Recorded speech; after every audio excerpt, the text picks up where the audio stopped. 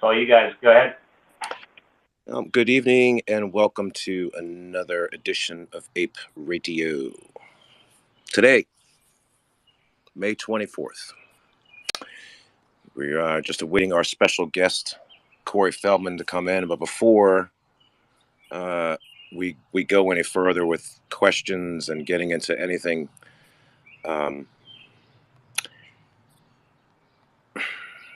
so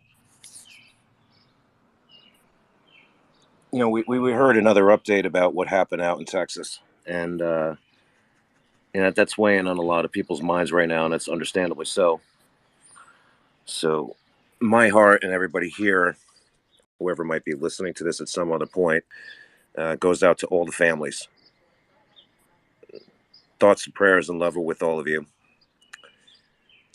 Hopefully, we can all make a change, because this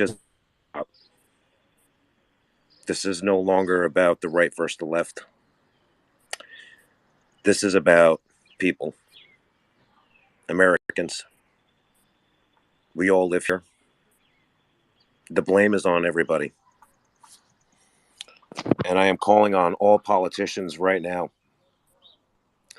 Do not get on your soapboxes tomorrow and start pointing at the left or the right. I am demanding, because I pay all of your salaries, start taking responsibility for what's happening in this country. This needs to end, because apparently we have not learned our lesson, and I don't know why. We have looked to you to help us through things in times like this, to make sure that we, the elderly, the young, everyday people, are safe. Crimes committed against one another is just beyond. We don't know exactly the whole truth about what happened in Texas. We're going to find that out.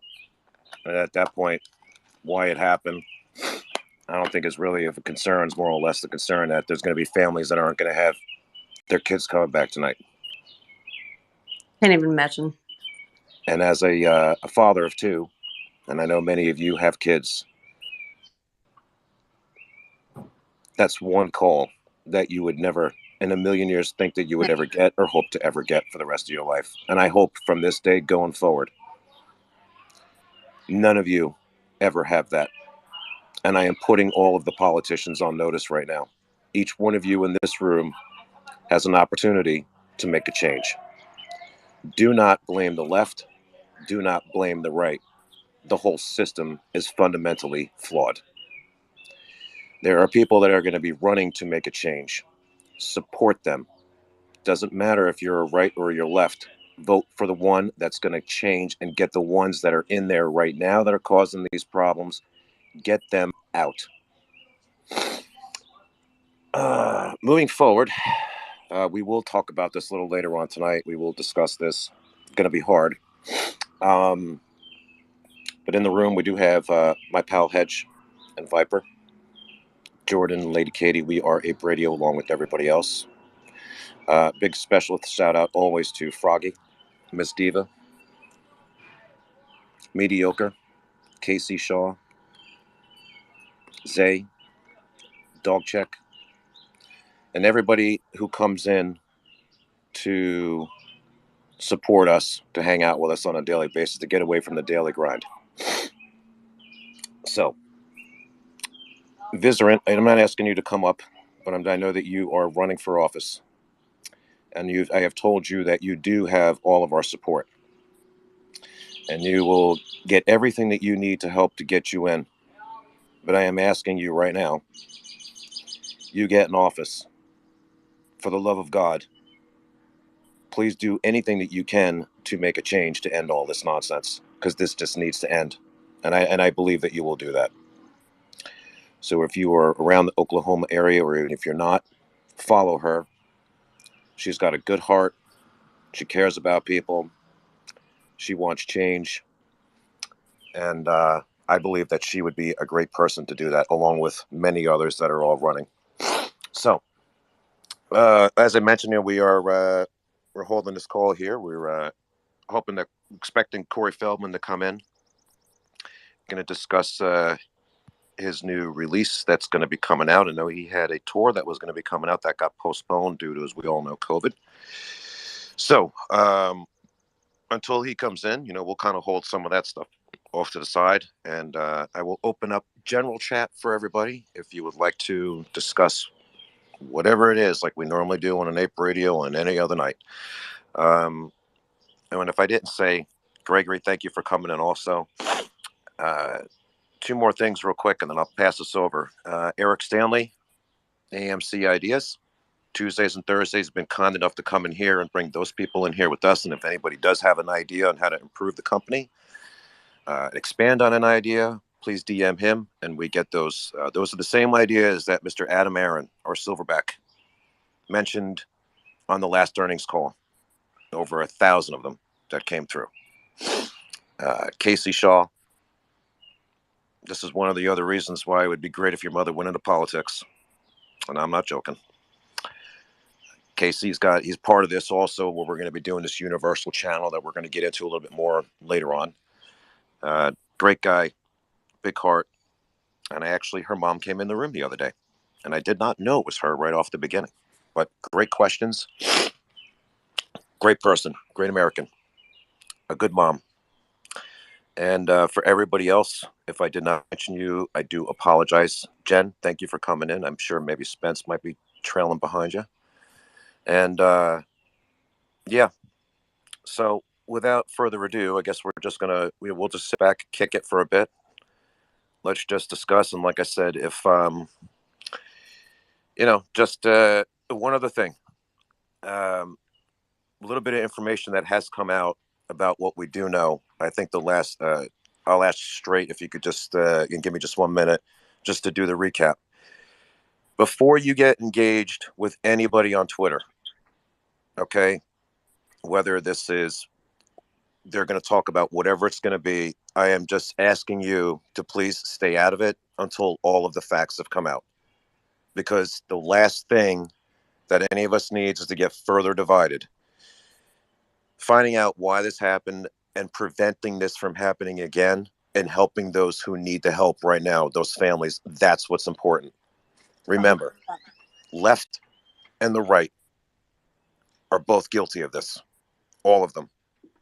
And it's about time they started hearing our voices.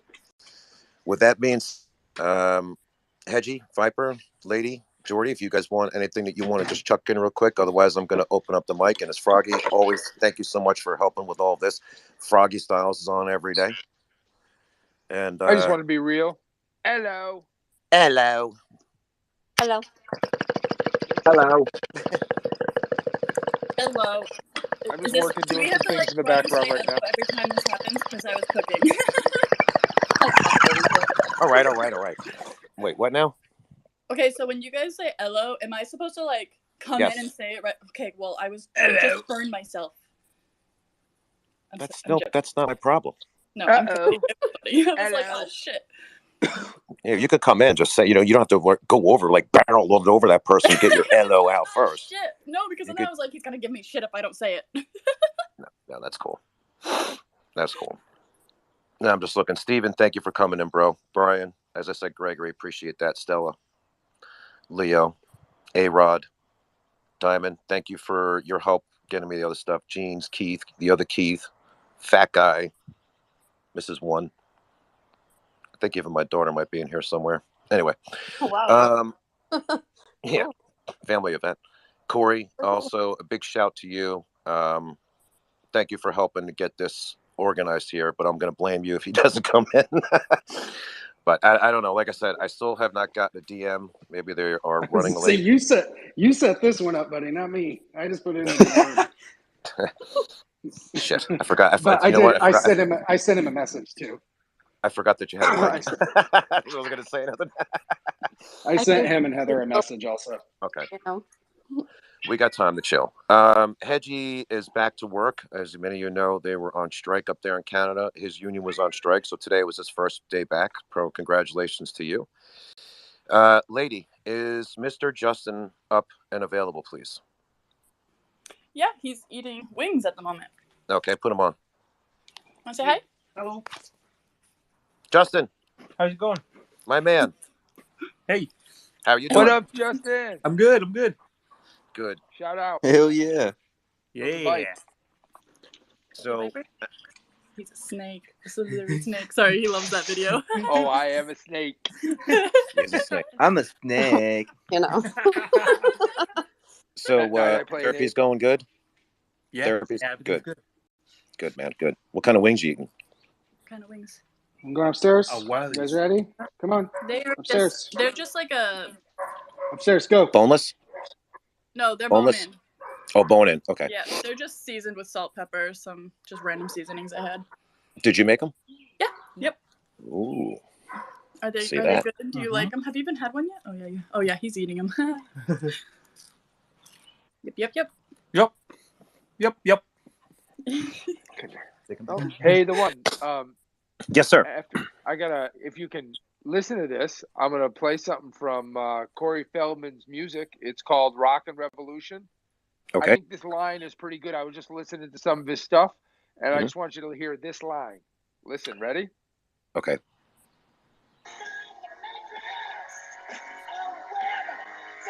Did you hear it? Hold on. I'll play it again for you. Here it comes.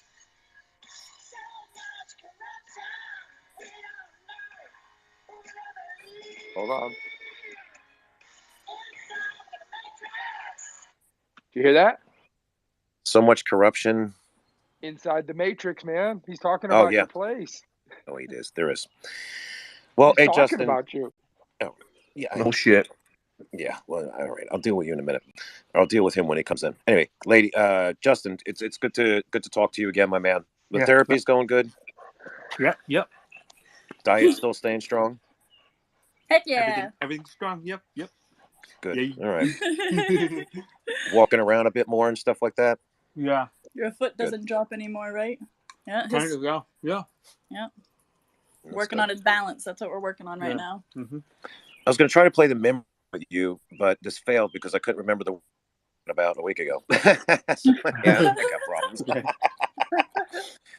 So here's what we'll do next week. Next Tuesday, wing. Chicken wing will be Now the wings word. are on his mind. Yeah, now you got wings on my mind. Sorry. It's all good, buddy. Listen, keep the progress going. We love you, Thank you. and Yes. thank you again, man, for coming on. Appreciate it. Thank you. Yes. Okay. Aw. Aw. You guys are the best. Oh, please come on. What's up, Zay? I got one more impression to do because Lion, he's in this room right now. I don't know what he's doing, but he said that he has an issue with a famous puppet that we all know and love, and I can't come in this space with him being here and not do this. So with that being said, come here. Elmo! Oh God. Hi, boys and girls! Elmo, do you smoke weed? I smoke tons of weed! You know why, boys and girls? Because it's Elmo! I think it's than weed, Elmo. I don't know what it is, but you should, Elmo's a stoner. This Freaking weed is Elmo, called- guys. This weed is called helium. Oh my God. I thought you were going to throw out Barney, and if that I would have thrown you right out of here. You guys remember, like, when the first Elmo came out, like, back in, I don't know, I was, like, in 7th grade. We're talking about Wasn't that Tickle Me, Elmo? Yes, took me Yeah. out there, like, thing, like, shaked and had convulsions and shit. Like, that shit, and back then, when I had already, but, like, that scared the shit out of them. They would, like, hide when the thing started shaking. They actually, But you know, like, I didn't mind Ew. Elmo, maybe because I grew up with Sesame Street. It's just that fat bastard dinosaur Barney. oh, fuck that. Oh my See? God, the one. Oh, Yo. dude, I had a birthday party. I think it was like my third birthday party. I remember my outfit and everything. I had corduroys on with a black turtleneck. My dad dressed as Barney, and I cried and ran from him. Like I would not go near that damn costume, man. For whatever reason, Barney scared the shit out of me when I was a kid. Oh, shut up. Hey, Jen, I just want to apologize if if I gave you a quick exit on Saturday. You came in while me and my buddy were doing a podcast and everything like that, and I didn't mean to cut you short or anything like that. We wanted to get back to our timeline and everything, get the show over with. Oh, Saturday night. Oh, yeah, Yeah, right. Saturday. Yep. Yeah, Jen, they do like a straight hour podcast, and that's it. So they try to cut it right off at that hour. I didn't mention that or whatever, but it's all good. Okay. Dog's got the final say. Yeah. Bobby, hang on one second. I will get you up. You need some people drop or. Well, hey, Derek. I know you've come up. Did you want to say something real quick before, if you don't mind, just stepping down? I could bring you back up, or oh wait, we got room. Hello. Nope, you're good. What's going on, man? How you doing? Hello. Hey, hello. What's up, man? Hello. Hello. What's your guys' Hello. Yeah. What's your guys' idea on this the executive order that's going to be barring the Chinese military and tech companies, our big institutions, from investing in them, and that being some sort of catalyst in a liquidity crunch or all these shorts, the collateral that they're using that's Chinese paper? Well, I think we've discussed it a little bit here and there, but the man that I would actually defer that question to is Froggy, which he's right down there. Okay. A Viper or a Hedge, or actually Corey, actually any one of you guys up here could answer that question. You guys know a little bit more than me, especially Corey or Hedgie. I know you're What's packing. About the rule that's going to be coming through, barring, or even Eric could answer it. One of you guys could answer that. The whatchamacallit? All right. It's the executive order for the All right. Chinese So my military. understanding of that executive order is that they're not going to be able to use those types of assets as, they're not going to be able to hold those as assets on their books because of the great fluctuation. Well, that's all over. In order for that to continue, a new executive order would have to be signed, which I guess could be done. But then again, it just pushes off more things that need to be taken care of now. And in my opinion, I think they're getting ready for it. We've seen the market drop, and I think they're preparing for it. I don't put a lot of this is like speculation because we don't know exactly, but like dudes like Kevin O'Leary, then Arthur Chasen today, who is the operator for UBS, which they have, it's like 2.6 trillion under management, saying that the market's the reason why it's selling off so much is because there's a hedge fund or group of hedge funds that are over leveraged and going to explode, and so that's why I think the sell-off, honestly, is actually a good thing, because I think it shows that there's a liquidity crunch, and people are de-risking because of some sort of risky event that people in the market see or big institutions see happening. Oh, Derek, I totally agree. I totally agree. Those two executive orders take away a source of liquidity for hedge funds and market makers, but it also goes all the way down to the individual investor. Nobody can put their money in those Chinese assets that are involved with the Chinese military.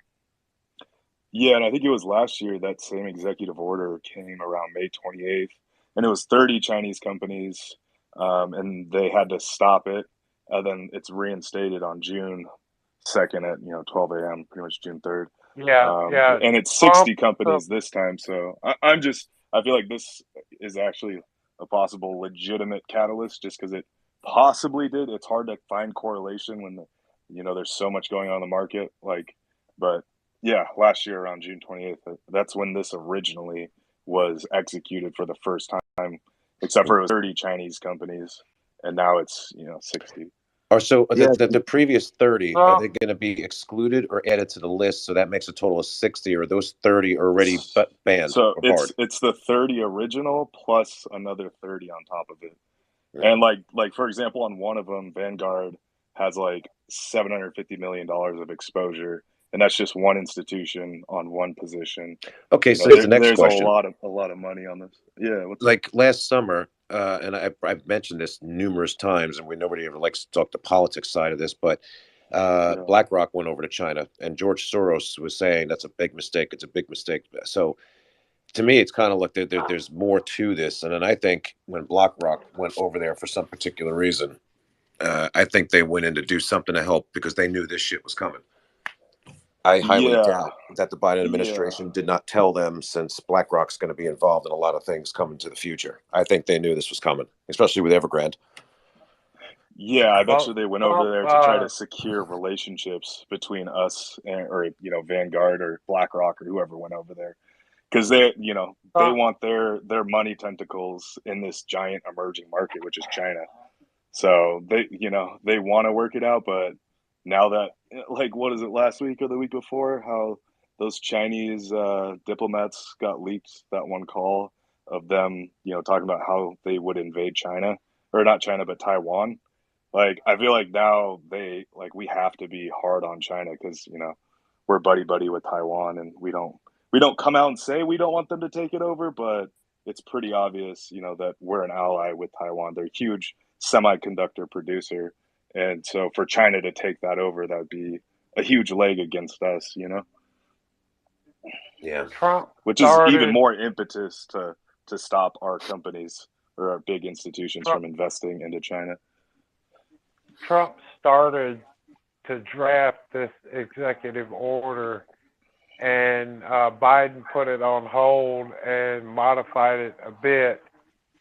And it seems kind of odd to me, though, that these executive orders are taking place, and there's a lot of Chinese companies that are going to be delisted from the American stock exchanges. However, the Biden administration is also talking about lifting tariffs on China. So the world's gray, and it's like a complicated topic. Kicking himself in his own ass. Yeah. Well, look, I got to look at. Let me put it like this way: if it's a road that's being built, this is probably some of the asphalt that's getting thrown in. I got to hope that this helps somehow, possibly. I guess. I think it definitely is. Just one, like, before I head off the stage or whatever, just one last little comment is, and this is just my opinion, but after, or when or if this thing squeezes and we make a bunch of money, I know a lot of people are just like, I'm gonna be rich as fuck and buy a Lambo and da da da da da. But I feel like we should really, at least I'm going to invest in my own businesses and other businesses, and build this country and put money back into blue collar workers. Hey, Derek, is this your first time coming on ApeRadio? Have you been like down below listening? I think I've been on here like a long time ago, but it's been a while. Yeah. I come in because that's one thing that we've discussed numerous times. I can tell you right now, I think I could say this without 100% doubt, without any uncertainty, that Hedge, Viper, Lady, Jordan, myself, I know for a fact, are going to be doing many things to help the community. And I've heard other people saying the same thing. So we're going to, especially charity work, stuff that's close to us, but giving back to the community and helping others as something that we want to do, because, I think too many people are just dependent upon the government versus being able to depend on one another, and that needs to change, like I was saying before. And I totally agree with you, and ask you, look, tomorrow night, any other night, even tonight, stay here. You got ideas and you can listen to the stuff that we're talking about doing. You want to be a part of it, by all means, my man, we will include you in on it. There's no scams, there's no you send me the money. It's none of that crap. It's physically going out to the community and other communities. We want to take ApeRadio across the country and stop all over. We want to meet everybody who's joined us. We want to meet new people. We want to pull up into an area once a month, have a 3-day nice party, It'll be catered. There's going to be music. There's going to be us. Tickets at the door will cost, because that money is going directly back to charity, not to us, not to anybody else. Things will be, and you're going to be coming to have a good time and help support a cause. And that is making a change. Apes for Change, Stonk Vision is another one that we're going to be, that we do stuff with.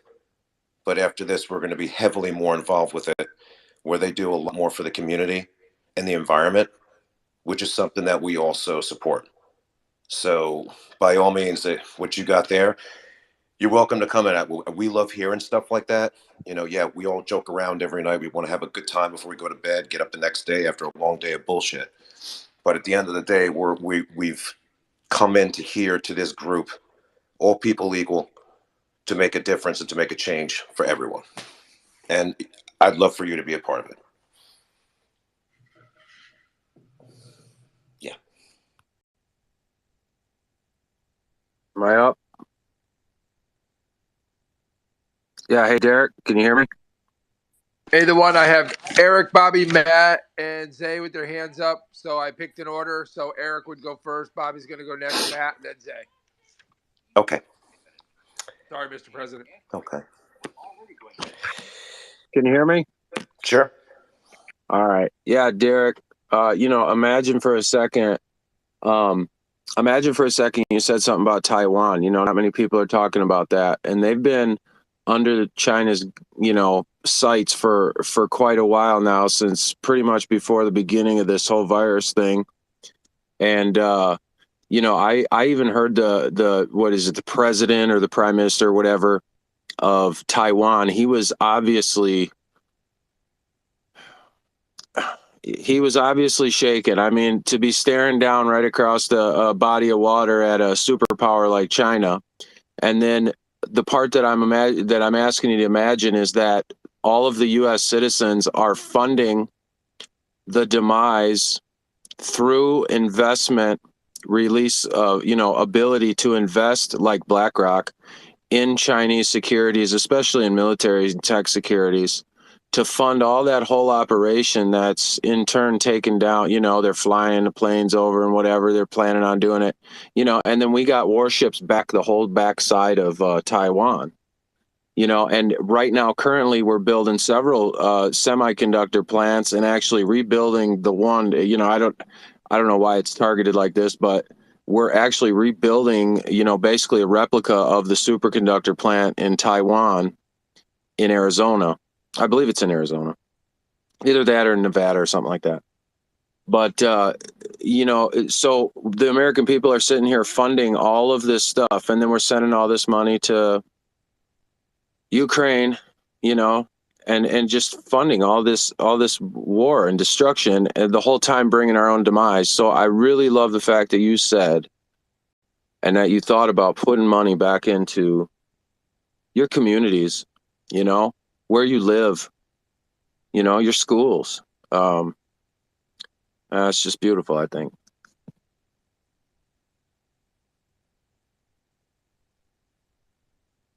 Thank you. Who's next? Yeah, I got The one looks kind of pretty, ain't he? Bobby's next. Okay. We had I got Barney the dinosaur here. Wants to spread a little love. That's okay. No, don't you dare! Don't you do it! I'll mute him. I'll boot him. I'm just kidding, Bobby. Go ahead. All right, Barney, you ready? Go ahead. I love you. You love me. Oh, We're a happy family with a great big hug and a kiss from me to you. Won't you say you love me too? I love you too. What the hell? Not sure. Was that actually Barney? It sounded awfully like him. It can only go uphill from here. That was a good impression, though. That was good. Very good. Corey, check your DMs. I sent you the screenshot that said he was coming. Today is Tuesday, right? So, anyway. We'll just keep it going here, and, hey. Yeah, today is Tuesday, I think. God, I got to think what day it is. I think it's Tuesday. Today is Tuesday. Very good. Matt, go ahead while he's checking what day it is. Thank you. Sure. Without being too fastidious, is that a word? Please call me Matthew. Matthew. What do you need? If you will. I would love that. So, sound check. Intelligence check. Right, What? this is the way it is. Yeah, this is the way it is. And I'll explain it. So the intelligence check is, What? if I start a conversation like that, do you see it as any more than my opinion, or am I influencing you by stating it more strongly? So everything is an opinion. Everything is an opinion. Right. Anyway, so this is the way it is. It's all about ready Tesla. for you, Zay. You Yeah? know it. It's not all about, right. Listen to this. This is the way it is. China is a diversion. Okay. So they knew this a long time ago. Philosophy of history. Like China is a monolithic country. It has its own issues, looking after its own multitude of people. It doesn't move. It doesn't have much history. That's why it's always been very static. I don't think China's anything to do with it. They manufacture stuff that they can copy. They don't design much, but they're good at making shit, right?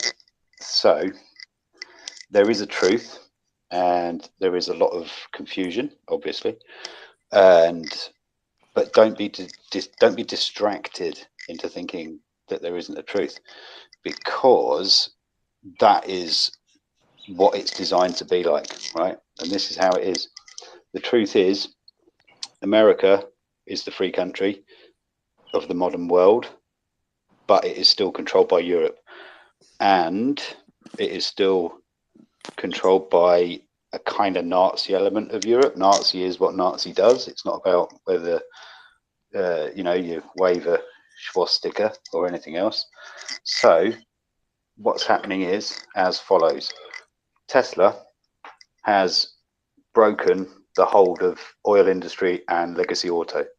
All the German manufacturers, Audi, Volkswagen, BMW, all those, you buy them all. You did, but now you're buying Tesla. They don't want that. They don't like it. Look at the convoy to the World Economic Forum, right? All of them, German cars, very expensive, gas-guzzling cars. No Teslas in that convoy, right? They don't like you. They don't like Tesla. So they tried to kill it, but they couldn't, and it didn't work. So Tesla moons. The shares suddenly start to become worth what the company's worth, because they couldn't kill it. Then they push the nuclear button. So they bring in the COVID. Fuck it. Let's just fuck the whole of society up, right? If we can't beat Tesla, we'll just push the nuclear button, right? Ever since then, this is what's happening. So you've got, right, and it's snuck up on us. It's in my country as well, right? So we've got German. I've got nothing against German people, right? They're great people, but how come Germany lost the Second World War and yet they own half of the stuff that we run in Britain, the trains, all the road systems, the whole lot, right? How have they got into those positions of domination, right? Germany dominates Europe. Greece, for example, lovely country, grow loads of olives, great place to visit, nice and sunny, but their economy's fucked, and it's dictated by the German bank, right? What's the name? Who's left now, and you've got this new guy in power in Germany. So how come Germany's ended up back in a position of superiority within Europe after only about 50 years of being defeated from being a complete totalitarian Nazi nightmare, right? So this is why it's not China. It's too intelligent, right? The Chinese are not intelligent enough to come out with a psychological manipulation of America and Europe, right? It's not China. But it plays into the hands to make it look like it's China. So you set up a fake war. Oh, it's China. China are trying to do over America. It's bullshit. What's going on is it's the Nazi element of Europe, right? And I dare say they're in our country as well. And it's the old world. So the previous power center of the world is Europe, right? And America is supposed to be free, but it's still owned by European interests, which was okay until it breaks away. right? And it's all about Tesla. Trust me, I Right. know it sounds long, it sounds hard to believe, but Tesla is the trigger for everything that's happened right now. And Well, Matthew, let me what's ask you going this. on in the world now is Biden has been put in place by a bunch of Nazis, and they want to disrupt your political system and bring down America because you're free, right? And that is the old world trying to cling on to power, and the new world needs to rise up, realize what's going on, and not Hey, be Derek. diverted by these Chinese kind of accusations. Like, it's not China. China just sits there doing its thing, always will do. It's this is far too intelligent. It's psychological manipulation. It's all the things the Nazis wanted to do at Second World War with the aid of modern computer power, influence into our lives with the phones, with the advertising, the media. Look at all the pieces, the media, Right. the Well, look, psychology, right? The whole thing smacks of Nazis. Hey, That's Matthew. what's going well, on. Matthew, That's what's going What's on. happening? I What are we don't talking about? want to get into to accusing what it is by off of a sign that I don't know, or getting into that portion of it. But that political portion of ApeRadio, I could do later on. We could have a separate discussion with that, because I know a lot of people here that are coming in might not want to get too in depth with that. No one wants to. Yeah. No one wants to. We don't choose Well, to I live in the do, but world the we thing live is, in. for tonight, it's because we're kind of waiting for Corey to come in, and I don't want to get in a heavy, deep discussion of it, and then he comes in, and then he's just sitting there because, look, Yeah. like all of us, we've got a million things to do, and No, I don't want to put off your guess, and I do right. realise the N word, the Nazi word, is. The one I'm I sorry get to that. say I get that. that we do have the president in today. We do. Mr. President, can you please make an appearance? Hello. Thank you. Hello, Mr. President. Well, good evening, Mr. President Obama. How are you? I am doing very well tonight. Good. I'm glad to hear it. I guess you could see up at the top, that we're waiting for Corey Feldman to come in. I'm sure you have seen. Have you seen any of his movies? Like, one of the best ones, obviously, we know Stand By Me, Lost Boys. There's plenty more. We could go down the whole list, and Dream a Little Dream, Meatballs, Jason, The Burbs, License Drive, which was a great movie right before I was getting my license. But how do you feel about those? You like Corey? You a good fan of his? But believe it or not, before I came to America, I was actually in a couple of his movies. I did a couple cameos. No shit. Really? Yeah. Don't ask him about that. Okay. He probably won't remember. Okay. No, you were like a sub stand-in. Well, in small words, yes, you can say that. Were you maybe like, I don't know.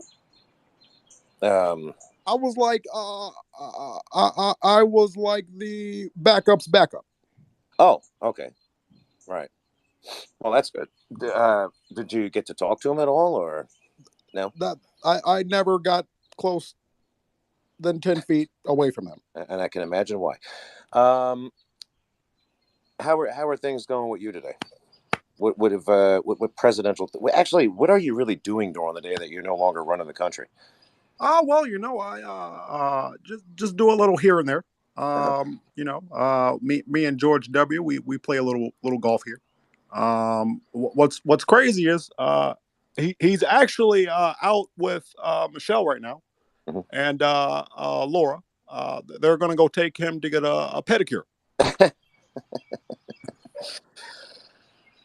And is he any good? Do you let him win? Or do you beat him? He has me on the golf course. I have him on the basketball court. I was going to say, I hope so. I've seen you shooting hoops before. Lights out. Yeah. I see. That's the thing. I truly don't know why people say that I'm such a good basketball player. They always seem to get the one photo where it looks like I'm making the shot, but I airball. Oh, wow. That's a truth. I always thought you made it. Not even close. Whoa. Well, hey, mark it staying down in history. President Obama missing a swish. No, hey, look, real quick. No, you know what it is? Corey, Go ahead. Go ahead. No, go ahead. I was going to say, I don't know how long you want to go with this. So I don't know how many questions to keep asking. It starts to drift the longer I go. So, like, whenever it gets too far, I'm like, let me stop. We'll give you an out. Thank you. Mr. President, thank you very much. You got your helicopter waiting. You got to go. Thank you. Thank you, Mr. President. Yes, sir. Corey probably already knows about this. Corey, that's on the speaker spot up here, already knows about this. A couple of you guys probably already know about it. But I was kind of like doing some like just reading around and stuff like that, and it looks like I found one of the hedge funds that's really about to go under here. Tiger Global. They just lost 44% of they dumped 44% of their assets. They had like 90 billion assets under management. Some of their stuff was like Facebook. Let me go into they're it. liquidating the shit out of their. Yeah, I mean they're dumping.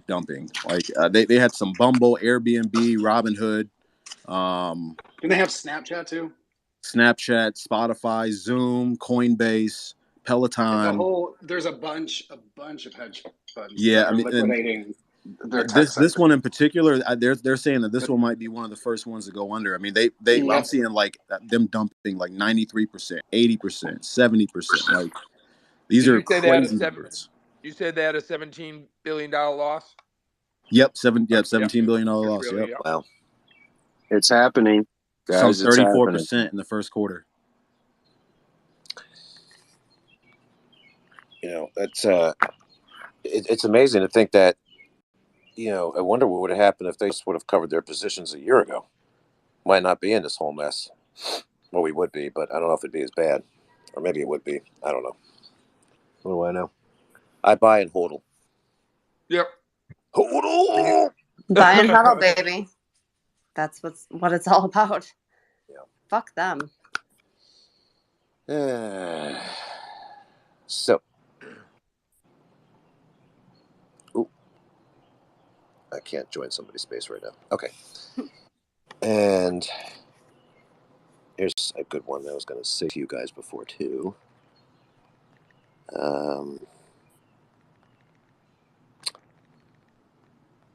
North Korea test fire ballistic missiles. South Korea to convene. Yeah, things are starting to really heat up. Really heat up. Hungary is declaring wartime state of emergency effective from Wednesday until the conflict in Ukraine is over. Hey, the one. Yeah. In early 2020, yes, they closed the venture fund for $3.75 billion. This company. And then early last year, they closed a fund for $6.65 billion. Jesus. They just closed a massive fund for $12.7 billion. That's all their money. They are losing money, man. Holy crap. The number just gets steeper every time. But we're the idiots. Wow. And see, they dabble in a lot of IPOs and everything like that. They take like high risk IPOs and stuff like that, and like push money towards them and stuff. And it's like a lot of those companies are like seeing that dip now because, well, that dump, I should say, because companies like this are like, well, we need money now. Wow. Shit. It's getting exciting, isn't it? So please forgive me and don't take me as a crazy loony when I. Well, if you're in this, I'm not even going to. I'm not going to say that. I'm not going to say the word again. If you're in this room, that means you are crazy. Oh, that's cool. That's cool. But I know it sounds unbelievable, but trust me, Tesla is the center of it. Yeah. Look at the value of Tesla shares, whilst everything else has dropped. They're still proportionate, and everyone said, all the Tesla fans, they said this right at the beginning. They said it's going to break the stock market. Yeah. Ooh, we can't go back. It's like you. I don't know. I'm sorry, I get slightly emotional. I am a Tesla driver. I'm not a shill, but I reckon the best thing you lot can do right now is buy Tesla shares, just to take them out of the hands of the manipulators. That's what we need to do. Well, that's the parabola effect that they're talking about. That all of the things what these market makers have been doing, and its hedge funds have just over leveraged themselves. Yeah, Yeah, it's manipulation right away across. All right. Well, okay. So the thing behind Wilson right there is because Hedge has a friendly bee that visits him named Earl. You've seen some pictures with Earl sitting on his lap with a cigarette in his hand. And the last couple of days, Earl hasn't been around. So I started saying, well, you know, it's kind of like, there you go. That's him yelling, Earl.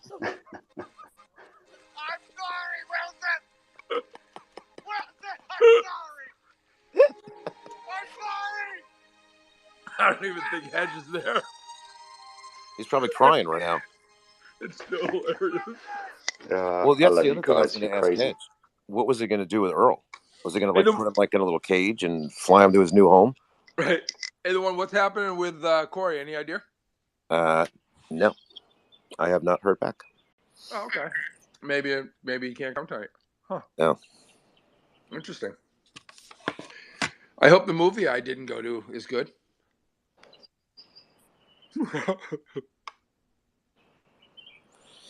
Yeah. Well. Yeah. Space is brought to you by Tropicana. That the guy recognized me when I went in. Kind of weird. Viper, give me one. I need 2 minutes, if you don't I mind. wouldn't worry about it. Just he'll come in when he comes in. You know. Oh, of course. Yeah. So Just run it. Hold on. Hi, lady. Hi. I was just gonna say he's probably in here listening and just taking a feel for getting a feel for the room. You know. I think ladies 100%. So chill out. Just be yourselves. Like. They are. I know. Just. I'm always myself. Okay, Viper. We know that. Hey, Hedge. You get what you get. Viper's always chilled. Okay, so Viper, Everybody You smoke could little? try being me for a bit. Viper, It's I'm gonna be fucking you. hard work, I tell you. Viper, I'm gonna be you. Hedge, you be Straight Jacket. Lady, you be Jen. Jen, you be the one. Are we just pretending that I'm like not up here? Okay. No, I'm sitting here trying to mix it and No, match it's people fine around. actually. It's cool. I was winding down for bed anyway. Tammy's Oh, wait, Scary. I have. And, Listen, since we. Lion Vest can be Vegas. Well, I have a better idea. Since we already have a Corey in here, and there's a Corey up on the speaker, right? Why don't we just do this? So, Corey, welcome. How are you? Thank you for coming. Not that famous. Thank you for coming in tonight. Appreciate that. So, out of all the movies that you've done, if you had to say, which one was your favorite? Out of all of Corey's movies, I would definitely have to say Goonies. Goonies. Okay. Goonies, and then of course, I mean, I'm a child of the '80s. I'm only a couple years younger than Corey himself. Yeah. So Turtles was a big one for me. Goonies, Stand by Me. Jeez, what else? I'm trying to remember. I actually have The Burbs. Thank you, because I was talking to my mom. I want to hear that's some like Michael the Jackson, movie. Corey. Like we love. I'm getting there. We love the Burbs. Corey, you're supposed to be Corey Feldman, not Corey. You're supposed to be him. I'm a little God, slow. I love the street. That's okay. So, hey, Corey, let me ask you, if there's an actor that you would love to work with in a movie, who would it be? If somebody came to you and said, we got the perfect script, we want you in it, we need someone to play this male part, who is it? Oh. It would be probably Jamie Lee Curtis. That's not a man. The Queen of Screams. Oh, that's a man. Yeah, you said a man. Well, now that answers the second part. The hell? It's a helicopter. Wasn't Jamie Lee Curtis in Friday the 13th, Part 4? Well, No. I was going to ask him a Jamie woman Lee Curtis also, was but not in Friday the 13th. She was in Halloween. Oh, right. Sorry. all right. So the male actor. Tom Hanks. Good choice. Good choice. You know, I actually today I was thinking about this, and I don't know, it kind of popped in my head. And I thought this would be funny. You know, we all know Deadpool. Yeah. You know what, Ryan Reynolds? I want to see Corey and Ryan Reynolds do a movie. Okay, That would well, be just hear this out. Hear this freaking out. perfect. So, if they come out with the next Deadpool, so you could have like halfway through the movie, you know, Deadpool's fighting everybody, but then kind of picture it like somewhere like on a bridge over the water, and it's like smoky from all like the gunshots, whatever, smoke everywhere, fire. And then as Deadpool kind of looks down, maybe like 20 feet away, he just sees like two red dots glowing. And that's Corey Feldman. And he plays like somewhat of a vampire-ish dude, but he's very difficult, like just like Deadpool to kill. And what happened was when Deadpool got, you know, like his powers and that whole little thing, their little experiment lab caught on fire, started exploding. Well, he was one of the patients that was locked in one of the room and got combined with a whole bunch of other things that formed him into this sort of like, you know, diabolical, like new villain. But, you know, he There you has the go. back. Pitch it. He has the back and forth with Ryan because Pitch you it know to how Ryan he and is. Corey. Who can make you better? I will definitely say Lost Boys, definitely top three. Goonies, Lost Boys, Stand By Me, my top three. Most men only dream of. Make you a superhero. You just promise you'll do right by me, so I can do right by someone else. And please don't make the super suit green or animated. Or animated. Yeah, or animated. But I see him wearing like. Oh, sorry, that was your clip. Didn't know my mic was on. Yeah, I see him wearing like a big black duster, black straight down all through, and you know, like again, the long black hair, like kind of like how Keanu's is, but you know, long, straggly, and then he's got those eyes. Yeah, lacy dress shirt underneath. Like think of like Dracula from Castlevania. yeah, and like you know, he's got speed, he's got power, he can jump. But like, you know, when that moment happens and then Deadpool realizes like who it is, he doesn't know. Then you see like Corey, like within like an instant of a second is right there in front of Deadpool. And then Deadpool comes back with, "Oh, want to keep it close and personal, don't you? Want to kiss now?" God, I love this great. So Take my you know, dogs for a walk. I think that's I do. I love Viper. I love that Viper. Viper, was that a deliberate? I didn't know my microphone was on. I love those. They're brilliant.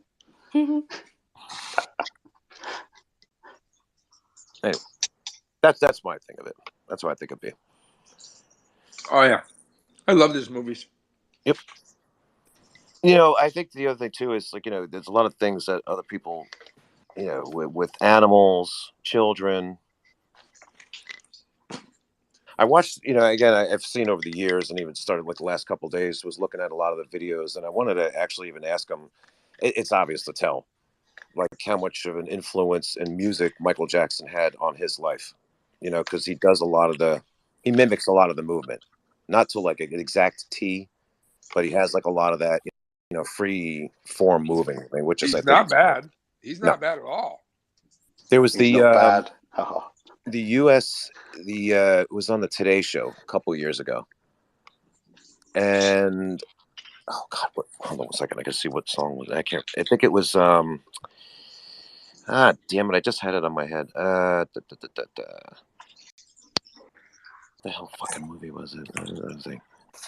Oh, Go For It. That was the name of the song, and that was the one that was done on Today Show. And then I remember after that, he started getting, I don't know, ripped for it. You know, some people liked it. Some people were like, oh, you know, was he on drugs with this? To me, honestly, if you go watch, I could actually post it up to the top. But if you go back and you watch it and think of like the lyrics and the way he's moving, I think that song was kind of written almost like 5 years ahead of its time. Like if you listen to the lyrics and how it's going, to me it just seems to fit more of this, you know, where we are right now. You know, I don't know. That's just my take on it. And I also think that he beat Howard with the Losers. I know Howard is part of the Losers, but I think he did beat him. Corey did beat Howard with that. Yeah. And I know he's got the tour coming up. I know like a lot of his stuff's going to be on the West Coast. The only place closest that he's coming to me is going to be Woodstock. And I find I find that ironic because, you know, the first place that I actually wanted to do the ApeRadio tour was going to be at Woodstock, but then we came up with different suggestions. But It's going to be in Texas, Ohio, Yeah, we're in Indiana. Indiana. I'm going to be going to see him for that. Illinois, Indiana, Michigan, Pittsburgh, Reading, Pennsylvania, Mississippi, Missouri, Kentucky. Nebraska, Nevada. Yeah, Kentucky. Hold on, Jack. New Hampshire, New Jersey. Going back to Illinois, then Iowa, Ohio, Colorado. Then he finishes out with California. Texas, Utah, Vermont, Virginia, Hey, Washington, every fucking United States of America. hey, the one. How close does he come to us? I think that was Woodstock, but actually, he is coming to. That's Upper New York. Hold on, I could have swore I just saw it. Pennsylvania. Yeah, there's nothing in between. No Boston. Let's see, Indiana. Oh, Pittsburgh, Pennsylvania. Oh yeah, that's and then close, and right? then Reading, Pennsylvania. Jesus, what? He doesn't know what the East is up here? No, apparently not. That's the other thing I wanted to ask him. What the hell? Connecticut, I was going to say Connecticut, New Hampshire, PA. Plenty of places. He could do Foxwoods, Mohegans. He could do the Meadows. Tons of places. We got to get him around here. And that's so far. Looks like it's August and September schedule, so he may have more that's coming out after September.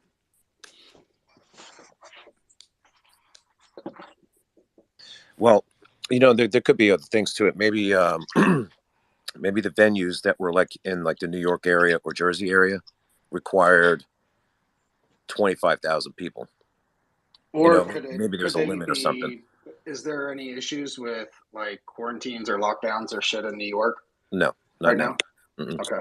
There could have been at the time when this was going, but hey, you know what? Who's not to say that after he goes back to California, it gets, he gets the numbers he needs. He says, screw it. You know what? In another month, I'm going to come back out. He doesn't have to hit Madison Square Garden. There's plenty of other places that he could go that would.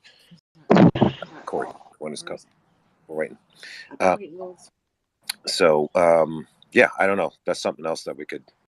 Yeah, I wanted to ask him about how he would be able to do if he could do that, because I wanted to actually go and see him when he got closer. But I don't know how far away Reading is. That's a what? That's yeah. Couple hours. Yeah, a couple hours. But it might be worth it. I don't know. So I know that they're. I guess what they're trying to do is.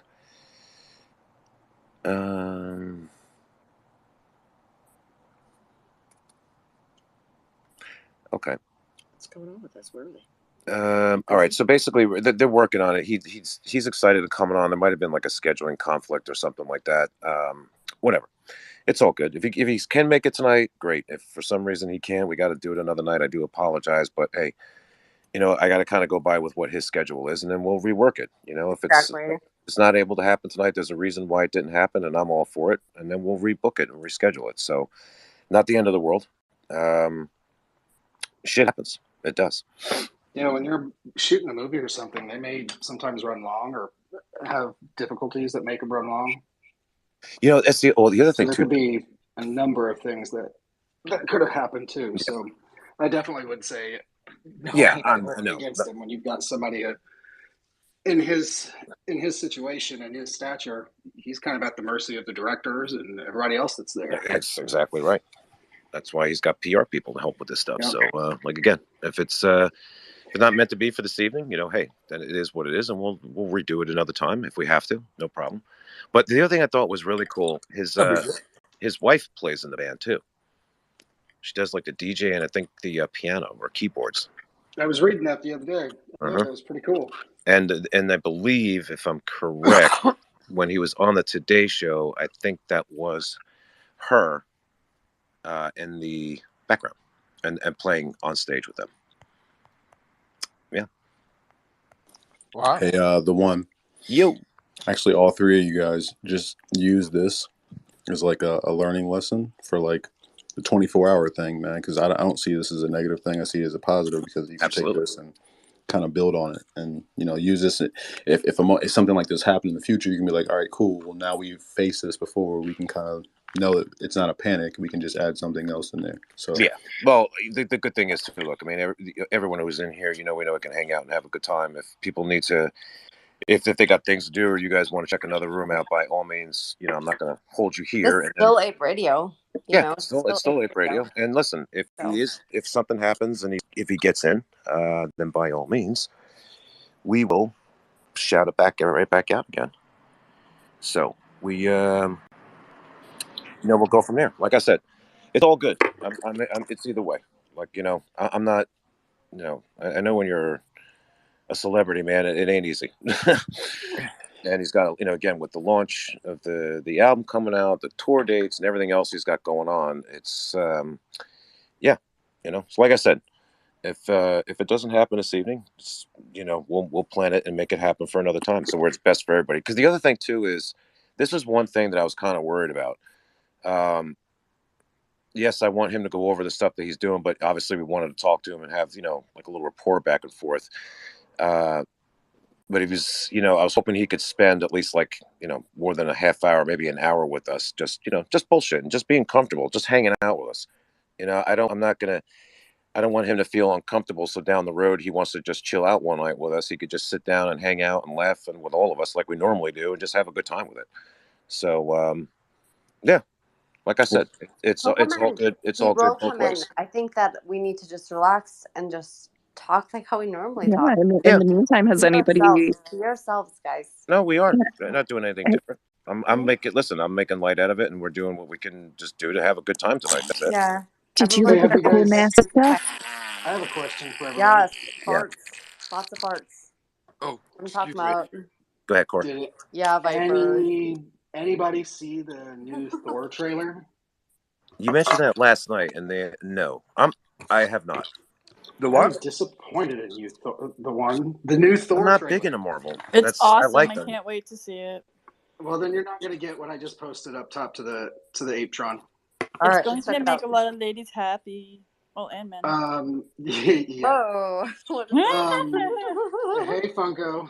Wow. Oh shit! What is this? Wow, that's awesome. Watch it take those bricks and see what's there. Move. So, how big is it? I have a feeling that Thor: Love and Thunder is going to break box office records. There are going to be people who normally may not like superhero movies that suddenly are grabbing their husbands and saying, "We're going to see Thor." And They're this not is a going to little show hint his as penis, to why. I mean, right? Watch it. Oh, it's Disney. They're not showing his penis. Sweet. Go. What his butt? But And regardless, those aren't his real legs, so it's kind of frustrating because his real legs are actually very, very, very tiny. He skipped leg day big time. But it's going to be a really good movie. Like, it's a highly anticipated movie. I'm so excited. I actually forgot it was coming out this year, and July when I saw 8th. the trailer, I'm like, how did I forget this? So my guess is, Doctor Strange raked in over $800 million.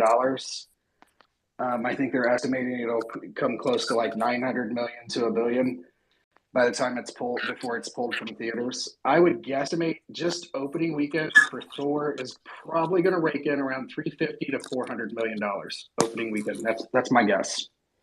And by the time it's said and done, I would guess between 1 billion and 1.5 billion.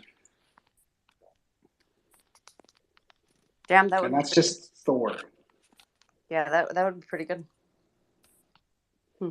And this weekend kicks off the summer of blockbusters, so there's going to be a major movie almost every week now, at least 2 to 3 a month from now until actually the end of the year. But they do stand apart, don't they? Those Marvel films, they stand apart. Yes, like you don't have to watch all the other movies to, like, for Thor at least. You don't have to watch all the other Marvel movies to understand, what's going to happen in this. There may be some things that you miss, but when you get to things like, Avengers Infinity War and Avengers Endgame, then yeah, there's a lot that tied into other movies, or like Spider-Man No Way Home. If you haven't seen any of the other Spider-Man movies in the past, you may have missed some stuff. But like they still make it. Talking about Top Gun. Like Top literally Gun is... every single human being on this planet, I kid you not, even like old people too, they're all going to see Top Gun this weekend. My son's End of girlfriend, fucking who's story. It's 17, crazy. wants to see it, and he's Everybody wants to see the yeah. shit. I can't My wait to watch boyfriend it. doesn't want to go, and my son doesn't want to go. So I told my son today, I was like, I'm just going to take your girlfriend, and she and I will go see the movie, and you and my I love it. boyfriend can just stay home and be bumps on the logs. But we want to go see this damn movie. Totally, they're gonna be missing out. You know it. They'll probably like join later. Like, okay, fine, we're gonna go. You know. Did you guys see the concept art for the? By the way, for the collector's popcorn bucket for Thor? No, I personally have. It's Mjolnir, Thor's hammer. It looks awesome, and I love the fact that they're doing these collector. You can't buy tickets for Thor yet, can you? Not yet. Nope, not yet. But I guarantee it's going to break the website again, just like it did with Spider-Man: No Way Home and with Doctor Strange. Oh, I think Top Gun's going to do it too. Shout out to the Ape Nation. Shout out to my brothers and sisters of the Ape Nation. Fuck King Griffin. Fuck Citadel. We gonna be on top. We gonna win. I love all y'all. I just want to show y'all some love. I love all y'all. Shout out to all y'all. I'm out. Holla. Holla. Let's go, baby. Hell yeah. That's what it's about. Hey, So tonight was the Investor I like that. Screening of Top Gun Hope he in comes Indianapolis, and it was sold out. Hey, you guys, I'm going to dip out. I got to go play Dr. Zay and take care of my girl tonight. Zay, thanks I'm for not coming, feeling good. Got it, man. Hey, if Corey ends up coming in, send me an invite. I definitely want to listen to that. You got it. Okay, man. Thank you. Thank Talk you. to you guys later. You got it. I tell you the funny thing about these spaces, it's like being at a party and you walk into one room and you're like, no, actually, I want to go back to the other room that's more interesting. And you kind of like, you can either slip out or make an excuse. And actually, I think it's harder to leave a Twitter space than it is to slip out of a room in a party, because it's sort of Especially if you're at the I had to do it. Yes, what was it yesterday, Jen? That everybody was talking and in like a deep conversation. I'm like, I just messaged Jen and I was like, I gotta go. I'm not trying to interrupt. Yeah, we were like, I gotta go. Yeah, you're like, yeah, I've got to go to bed now, yeah. and then you appear in another space and you're like, you haven't gone to bed. Just be like Rocket and literally leave. Like, just don't even say bye or nothing. Just be out. I fucking love gone. Rocket. He goes I to know space call. He's fucking the Where shit. the hell? You can't do that though, can you? Shit lately. It's like etiquette. He does it all the time. If you've spoken, especially if you've spoken, you can't just sort of like disappear, can you? Like you've at least got to try and say goodbye. Right. I feel like that too. I always feel bad. I feel like it's so impolite to not say bye. You know. I just give the peace sign like a whole bunch of times and then be like bye. Hey guys, Malcolm came up. Let's find out what Malcolm wants. Hey Malcolm. Hey guys, how's it going? Hey, Hello, Malcolm.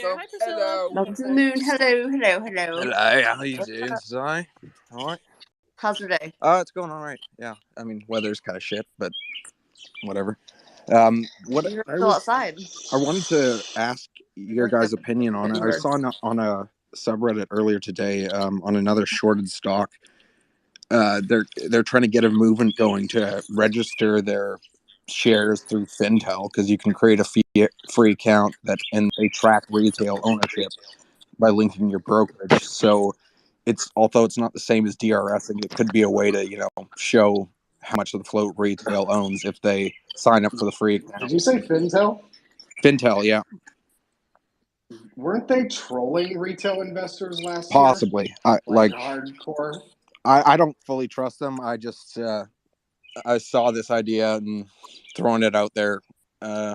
Like, it's not equivalent to DRSing your shares or anything, but I don't trust any of them. Yeah, I mean, I rank it up there with Ortex, and I mean, it's not Ortex's fault because, I mean, it's self-reporting, but I mean, Lord, with the rest of the stock market, nothing is transparent or easy to figure out. Definitely not. But I mean, if all of a sudden on Fintel started showing retail ownership of the float at 50% because of people registered, that could, potentially send alarm bells, unless they're intentionally suppressing it. But I mean, why would they do that? I don't know. Unless there's some harm in doing it, I don't see any at the moment. So is one of the things behind this like owning shares rather than having them in a, like Robinhood or whatever, or your broker? Is one of the things driving it that you don't get the vote that you would have if you as a shareholder, you get to vote and do stuff, don't you? Maybe it's just I don't own enough of any company to be asked to have an opinion. But no, if you is own, it you know, is it that these brokers are voting on your behalf? Where is it that you live? I live in the UK and I use IG trading to do my. I know that talking to Colin and Sam, they're the guys that run the Great Escape podcast. There's been a lot of issues with investors across the pond using like Trading 212 or whatever the hell that one's called, and IG and other ones when it comes to getting the voting materials, dispensed out to shareholders in other countries. It's not, and this isn't just an AMC thing. It's across the stock market. This is an issue. Yeah, because that's what worries me the most. It's up to the brokerage to get you that information. So, I mean, this has been a long-running issue since before even I got here. I can remember last summer before the June vote last year. I could put in a little bit about the Canadian system. Like my broker, I didn't know that they default the setting to no shareholder communications, and you have to dig into the settings, turn that on. And once I did, then I did receive my mail from AMC with my control number. So check your broker if there's any settings to change shareholder communications too. No, and you can always email Investor Connect, Matthew, if you've got questions, because John Merriweather is usually pretty good at emailing people back. Yeah, I mean it's okay. I mean I get the idea that they might be possibly issuing more shares than exists, kind of thing, in a kind of in their own internal mechanism, right? And I get that, but it's more worrying that they're voting on behalf of all the proxy shareholders that join together are a significant amount of the company, and then they're voting on their behalf, and that kind of is a gateway, isn't it, to kind of allowing. I'll tell you what, Hey, the one. Yeah. Hey, the one. Jay Brown came up. What's up, Jay Brown? Hello, Jay Brown. We'd like to hear from Matt. Definitely call your brokers. Hey, Straight. You know that video, the one that we were talking about? Can you post that to the top, please, if you can? Because there's another thing I'd like to talk about. Go ahead, Jay Brown. How you feeling, Jay Brown? Hey man, how y'all doing? Feeling any better, buddy? No, but I'm working. When you run your own business and the money call, you gotta go. So I just made it to Houston. About to go to the hotel room, pump myself full of drugs because you can't drive while you're on drugs to make you feel better. But I wanted to come in. I sent a DM to the one. Wanted to come in and show y'all guys support. I'm gonna retweet the call out. Because, like I say, man, we got to show each other support. Everything we say we might not agree on, but at the same time, we still are one big family. We one big chaotic, massive, dysfunctional but yet functional, loving family. So fucking Jay Brown, I just want to say something. I fucking love you, man. I want to give you the world's biggest hug. You fucking rock. I love you. Everything you say just resonates. I'm just like, holy shit, that's what I'm thinking too. Hey, JB. So yesterday, Hedge has been renting a place out, and they had no power. Where up in Canada, they got hit and they had no power. And this same cat lady, I think that's right. Oh, that's bad. I gotta mute you real quick. What is that? That's him. That's better. So, just again, only from knowing Hedge here and within the group, came out right away. I've got a place if you need it. I got a house. And it's like this. That again is like awesome. And then there's another thing too. There's a guy Mario that always hangs out with us in the morning, and he comes in at nighttime. So he's on the guy, he does like sales, like construction sales and stuff like that. And happened to notice on the way going into work, he knew where Hedge was working. Stopped over, got him a coffee. Okay, that was great.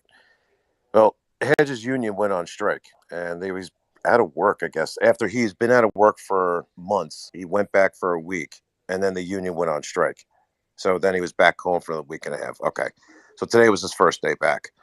And Mario, once again, on the way right over there, stopped, got him a coffee. We were listening to the both of them talk this morning, chatting, just saying hello. That was the second time that they've ever met.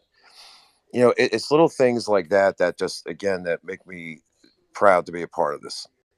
Yeah. And the other thing is, our gym that comes in, we talked to a homeless lady that he sees every morning on the way into work. And he's given her stuff, food, money, clothing, whatever it is. And there's countless stories that just go on without a shadow of a doubt. We've all been a shoulder for somebody. We've all, needed a shoulder, whatever it's going to be. You, the calls, all of it. And I wish that the people that were outside of this community or within the stock market got to see what we're doing.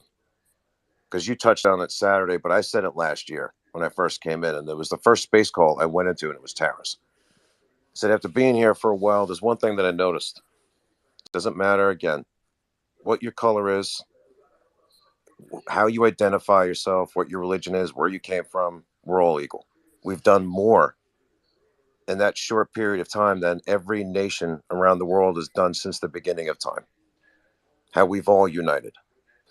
And over the weekend, talking more with Froggy and a couple other people, like, look, the DD is great. We can all joke around and all that stuff, but we got to kind of get more of the word out.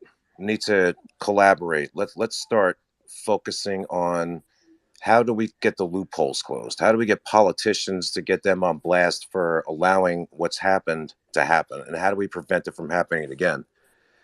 So, we're kicking back ideas and whatnot, and we're all going to pitch in and have like a different stream going with everyone's going to be able to upload content to it, or they're going to put it on, whatever. We're going to have schedules and whatnot. But again, it just goes to show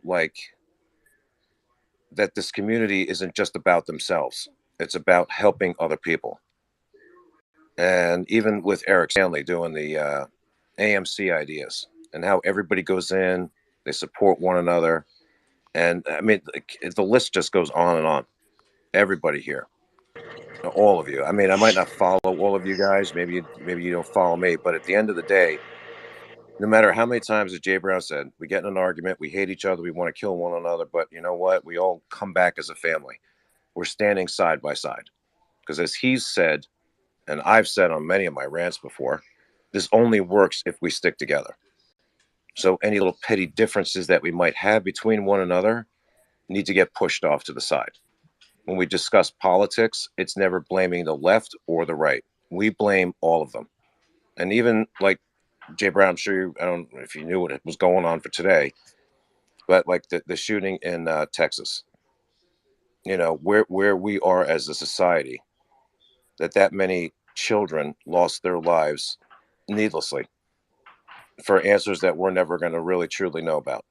And that's why I didn't. And we are just. I didn't want to come on. That's why I didn't want to touch today. Yeah. My thing is this: I got kids. A lot of us have kids, and I was telling my wife, it's like, what's the alternative? Stand in the house, just getting order, dominoes, not leaving your house. You can't go anywhere. You can't do anything. It's not a left or a right thing. It's a people thing. Right. All life is precious, and everybody asks me, man, like, how you stay consistent throughout all of this stuff? Because I knew exactly what I wanted at the end of this. Like, I saw what I wanted at the end of all of this, is that because we have so many social issues. I mean, like, I'm a history guy, so I know that history repeats itself until it doesn't, and the only way it doesn't is that people change course. Look at it. The top stop listening to the bottom. The bottom overthrows the top, but didn't prepare to run everything. In this situation, it's different. That's just the money side. But the human side, that's why share, learn, and connect. That's why shoulder to shoulder, agree to like all these things that I've said for all of these many, many months. I've never changed it because in my mind, if I get to know you, I mean, even if I get to know you and you don't really like me that much, I don't really like you that much, but we're tolerable of one another. That's all you need to be able to start a conversation. I mean, think about all of the stuff we've gone through in this, the fake and bakes, I'm gonna show you a compliment, so that means we're best friends. No, the connection is just the beginning. You have to build on it. If I met you last week in this movement, that doesn't mean I'm going to give you 100% full access to me this week because I don't know you yet. I don't know your history. I don't know if you talked about Adam Aaron. I don't know any of these things. I have to get to know you because we build on these connections. We build on these relationships. There are levels to every person's connections. And my thing is that the first initial connection is just the handshake. And then after the handshake, it's a special handshake. And then after the special handshake, it's a hug. People are unwilling to do the work to get to the hug. And that's why I don't change what I say, bro, because I want people to get to the hug. Because the hug is worldwide is what's going to stop all of this shit. It's going to stop the left. It's going to stop the right. It's going to stop the middle. It's going to make people realize it's the people that make the world what it is. I was in a space and I heard somebody say, hey, fuck China. Fuck this and fuck them and fuck that. You know why I don't say none of that shit? Because the government of China is fucked up. But they might have somebody with Chinese descent or Chinese heritage in here that I've connected with, that I don't want to blame them from their government's fucking problems or what the fuck their government did. I want to know them as a person. Now, if they show me to be an asshole or somebody I need to associate with, then I'll make that decision. We prejudge, we group, we do all these things, but I see that shit breaking away, bro. I see the cycle finally having a chance to break because if everybody's been in here for 18 months, it's pretty much a repetitive cycle, but now I see everybody coming together. Like you said, the guy bought the car for Hedge. I had a dude send me a DM and say, Jay, I appreciate the space the other day, but I've been out of work for I don't know how long. I'm a carpenter. Can we get something started to where apes can start sharing the work experience they had to see if another ape can help them get employed? Guess what I did? I said, man, let me connect you to Apes for Change. Apes for Change connected with him. They put out a tweet, so they're going to have a call about it to have our own shit. But in the beginning, it was taboo. It was taboo to display your skills and show that you can build something, to show that you can create something. We're moving past that, so history is not repeating itself because we, as the people, are changing it. That shit today broke my heart, and believe it or not, bro, I literally don't want to be here, but I told y'all I would be here because y'all was there for me. I got to be a man of my word, but I literally don't. That shit broke my heart, bro. These are 18 lives now, plus the 2 teachers. You think it was any easier for me to do this tonight? Trust me. I know it. Yeah. I know it was fucking difficult. It's difficult for everybody to be here, bro. But that's the thing. You're here for the people. But let me say this to you real quick. Before, when we first started off, that's the one thing. The prayers to all the family, and that's more important. And it's not the left, it's not the right. They're all accountable. And I said it also. Tomorrow morning, I don't want to see a politician blaming the left or the right. I want to see them start taking accountability because we are going down a dark path here, and we are already on the dark path, and it's getting worse. There's absolutely no reason for what happened today. There's absolutely no reason why a 4-year-old or a 5-year-old would need to be shot by somebody and killed. There's just no reason for it. It's already started. Yeah. You got the left saying we need this, get rid of assault rifles. You got the right saying the teachers need to have guns. I mean, the shit is already started. You know who changes it? Us. Maybe. The parents, the people. Shit. My kid at public school. I don't know what to do, guys. Fuck. My son's in public school, and my thing is, this is not spiritual advice for anybody, but I let God cover me and my family. Yeah. I can't walk around in fear. I have to let God do what God does. Have to live. I get it. You know, in Greenville, Michigan's a pretty safe place. I just gotta breathe. I hate hearing these stories, man. I just I hate the violence. I saw the news right as my kids. Man, Today was. Oh, sorry, Jen. You were breaking up. My bad. No, okay. I'm at home. I'm sorry if I'm breaking up, but I'm just scared. It's because, you know, it's scary. Any kid can like go to school and like, you know, I don't even like, ugh, I can't even think about that. I remember there was a school shooting on my son's last day of 8th grade, and today was his last day of high school, and my daughter's last day of 9th grade. And I saw that news break. As the kids, I was texting them because it was about the time they get home from school, and I was just texting them, and I saw that news break, and I had to set my phone down, and I was just like, I'm thankful that my kids are safe, right? But there are families that their kids aren't coming home. Oh my God, I can't. I just can't imagine it. I can't. Any parent can't. It's the worst nightmare. Yep. One of the first school shootings that ever happened in the country was at my high school. One of my best friends got his brains blowed out in front of all of us before school started. Oh my God, I'm so sorry. And here's the thing about it is, they tried to do something about it then, and I graduated in the 90s. Because it's all about bickering, and it's all about who can get, power with this and who can get leverage on the other. It's kids. And they say I can't remember what media station said it, but it was Zero Hedge or The Onion or somebody posted that it was a mocking quote of if only there was something that we could do coming from the country that this is the only country that this happens in. Hey everybody. Yes. Hey, how you doing? Good, Kat. What's going on? Hi, Saint Cat. Hey, heartbroken like the rest of you guys. I've spent probably on my bike ride tonight, I cried quite a bit. I'm just wondering how we got to this point. But one thing that is going to remain is when the shooter takes their own lives, we don't have the answers unless they leave them for us. So we are left to speculate what happened. His grandmother is now passed away due to his actions, so we have no answers from her. Mm-hmm. So my main concern right now, it's getting toward the end of the school year, at least here in Florida. We're coming toward graduation time and whatnot. But copycat crimes, and I'm getting to the point where I'm getting a little. Wait, hey Kat, let me just interrupt you just real quick because Sue raising that. Sue, do you have more information, or you just want to ask something else? Nah, let her finish, and then I got something to say. Okay.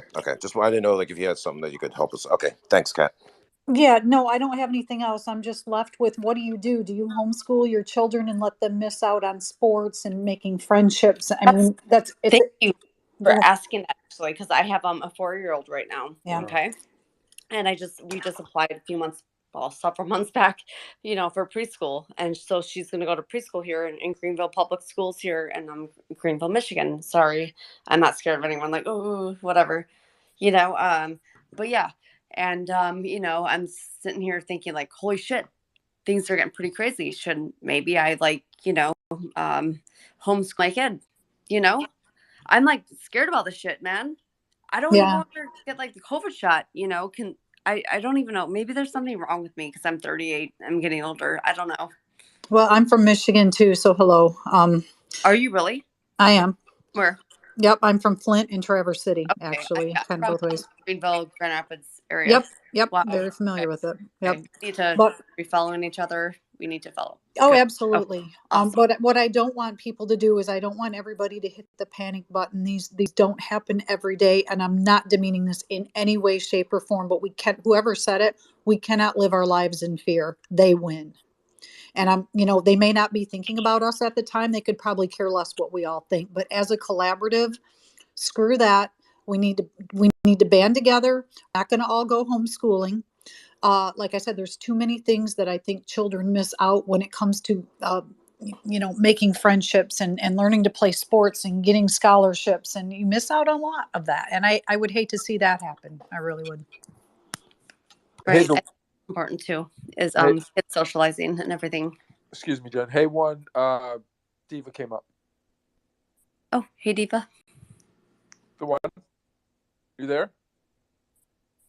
Oh, nope. And he's gone. Hi, Diva.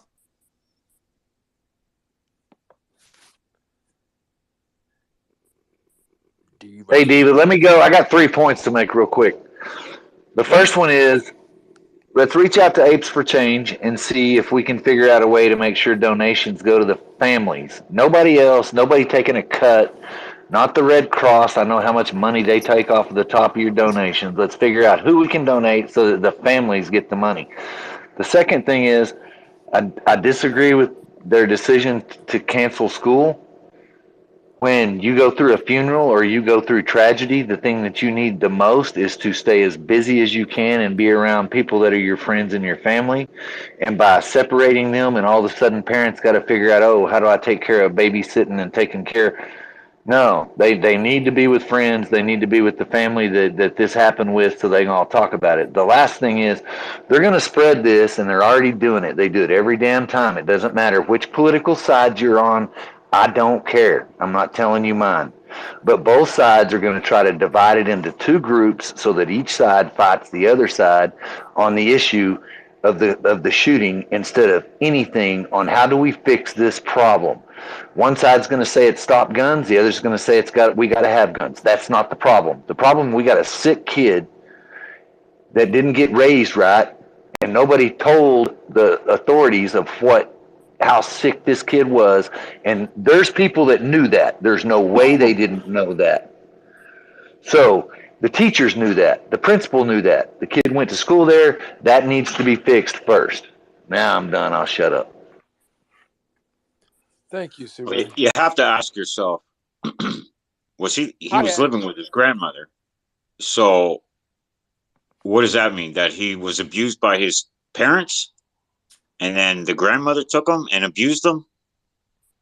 Because for somebody to kill their grandmother, there's a reason behind it. There's a big reason behind it. Hello, guys. My grandson, like I said today, it ain't nobody's business. But I'm going to make it y'all business. My grandson just went through that. He didn't kill. No, my grandson's very, very spiritual. So don't think that. But he was involved at a school shooting. I want him to tell y'all how it felt and how it really shook him up. And this just happened not too long ago.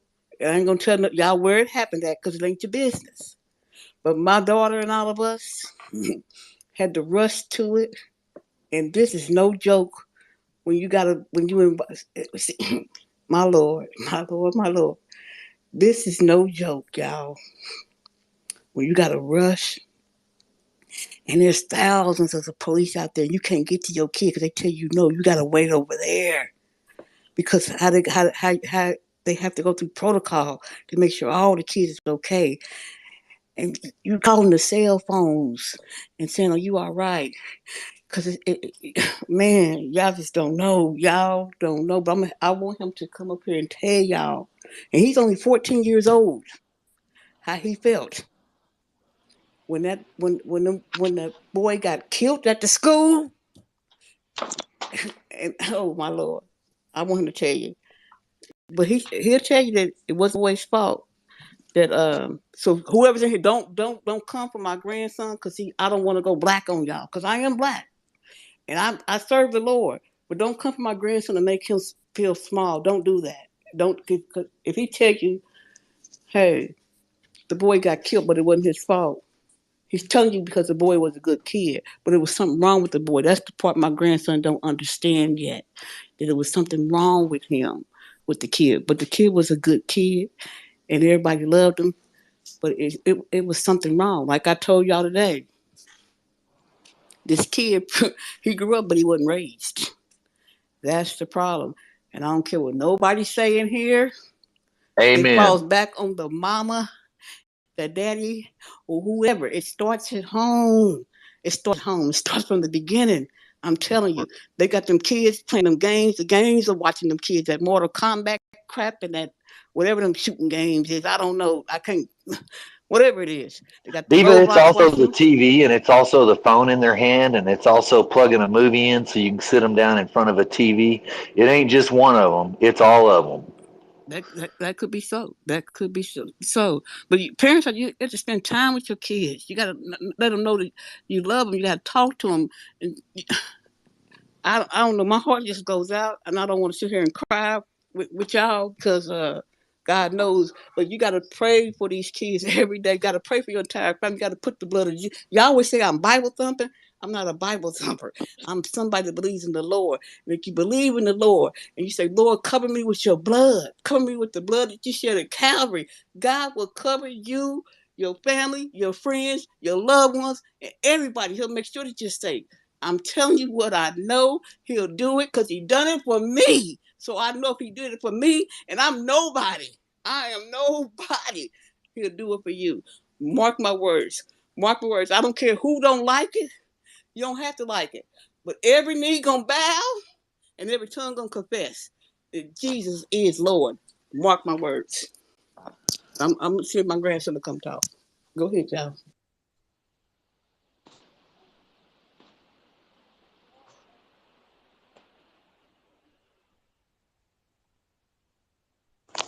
I love your words. Stonk's had his hand up for a long time. Can we go to Stonky?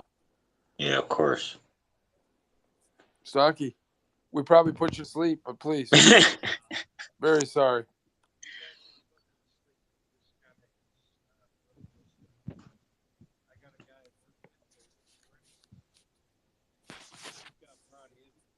You waited for us. We'll wait for You're you. talking. We can't hear you. Can't hear you. Can't hear you, man.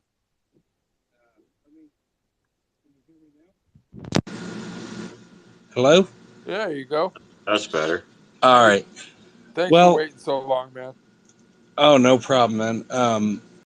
No, my buddy just got involved in this. His kid only got detention, but I live in Montana. We have like a zero tolerance policy. And his kid there was threats against the school from somebody. They are still trying to track that down. But they found a tiny yellow dart gun in his kid's car, and they called, and they just started, like, they arrested the kid and everything else. I'm like, that kind of seems like a waste. I would probably put more, effort into finding out who sent the threat. And his car was parked off base or off school. I'm like, so it's parked outside of the school. He's got his little brother's dart gun on the dash of the car, and he's the threat. What is he going to do? Stick a dart to somebody's, glasses? I'm like, I believe investigating it, but let's look for the real culprit, not anything we can just throw our hands towards. I mean, it kind of seems like a waste, and then the cops just kind of, we found the gun.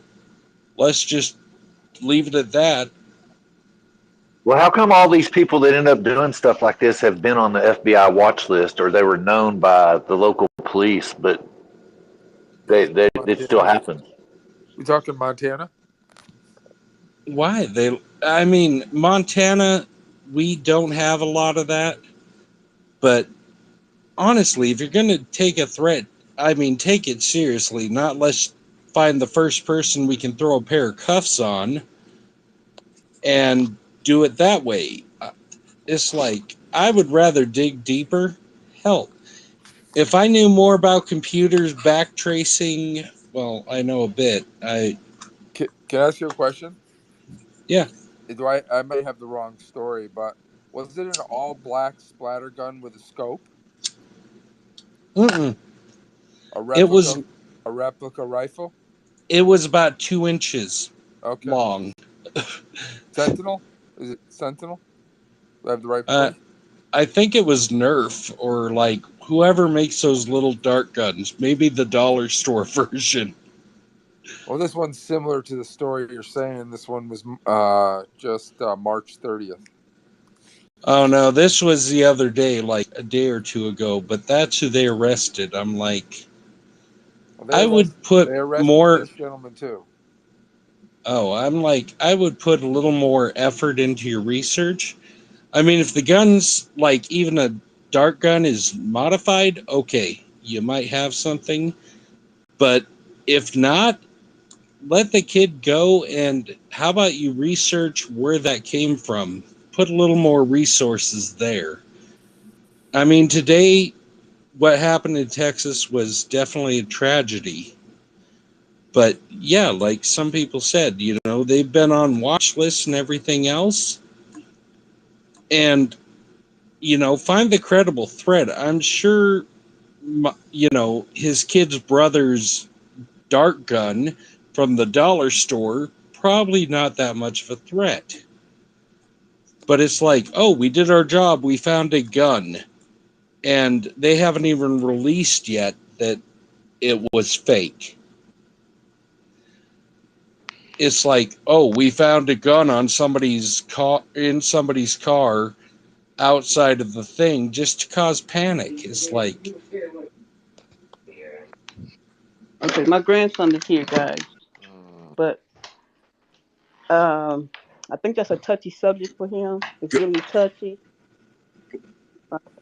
Hey, the one, are you here? Hey, let him go. Yes, sir. Mute everybody else. Everybody else mute, and just you and him can speak, okay? Nobody else speak. Okay. That's it. And there's nobody else. If you don't want to talk, if you don't want to speak about it. I'll talk about it. It's pretty fucked up. And I'll tell you what. Jen, please mute your mic. I'm sorry. Can you explain to me, how did you feel when the shooting at your school happened? I was really scared. I didn't really know how to feel. It was just really scary. How did you feel? Did you thought that you were probably going to be shot too? When they locked y'all up in rooms? What happened? They locked us up in rooms, and that was really it. They just told us, they locked us up in rooms, and they told us to stay calm, and that was really it. And you thought, how did you feel? Did you feel like that was did you think you were going to live? No, not the first part. No, I didn't. Any other questions you guys want me to ask him? Yeah. Okay. Is he, what's his name? Don't. Any fake name. Mr. No. Okay, Diva's son. It doesn't. What difference does it make? If it's his name? It's not a big deal. Drake. Everybody knows. Fine. Perfect. Good enough. So, how old were you, or like what grade were you in when this happened? The grade I'm in now, 9th grade. Wow. Oh, so this just happened recently? Mm-hmm. That's why I don't tell my business, and I still come over every day here. This just happened. I come over here every day, smile, act like everything's okay. But I have issues. This was my grandson. It was like 6 hours, and how this happened. This wasn't.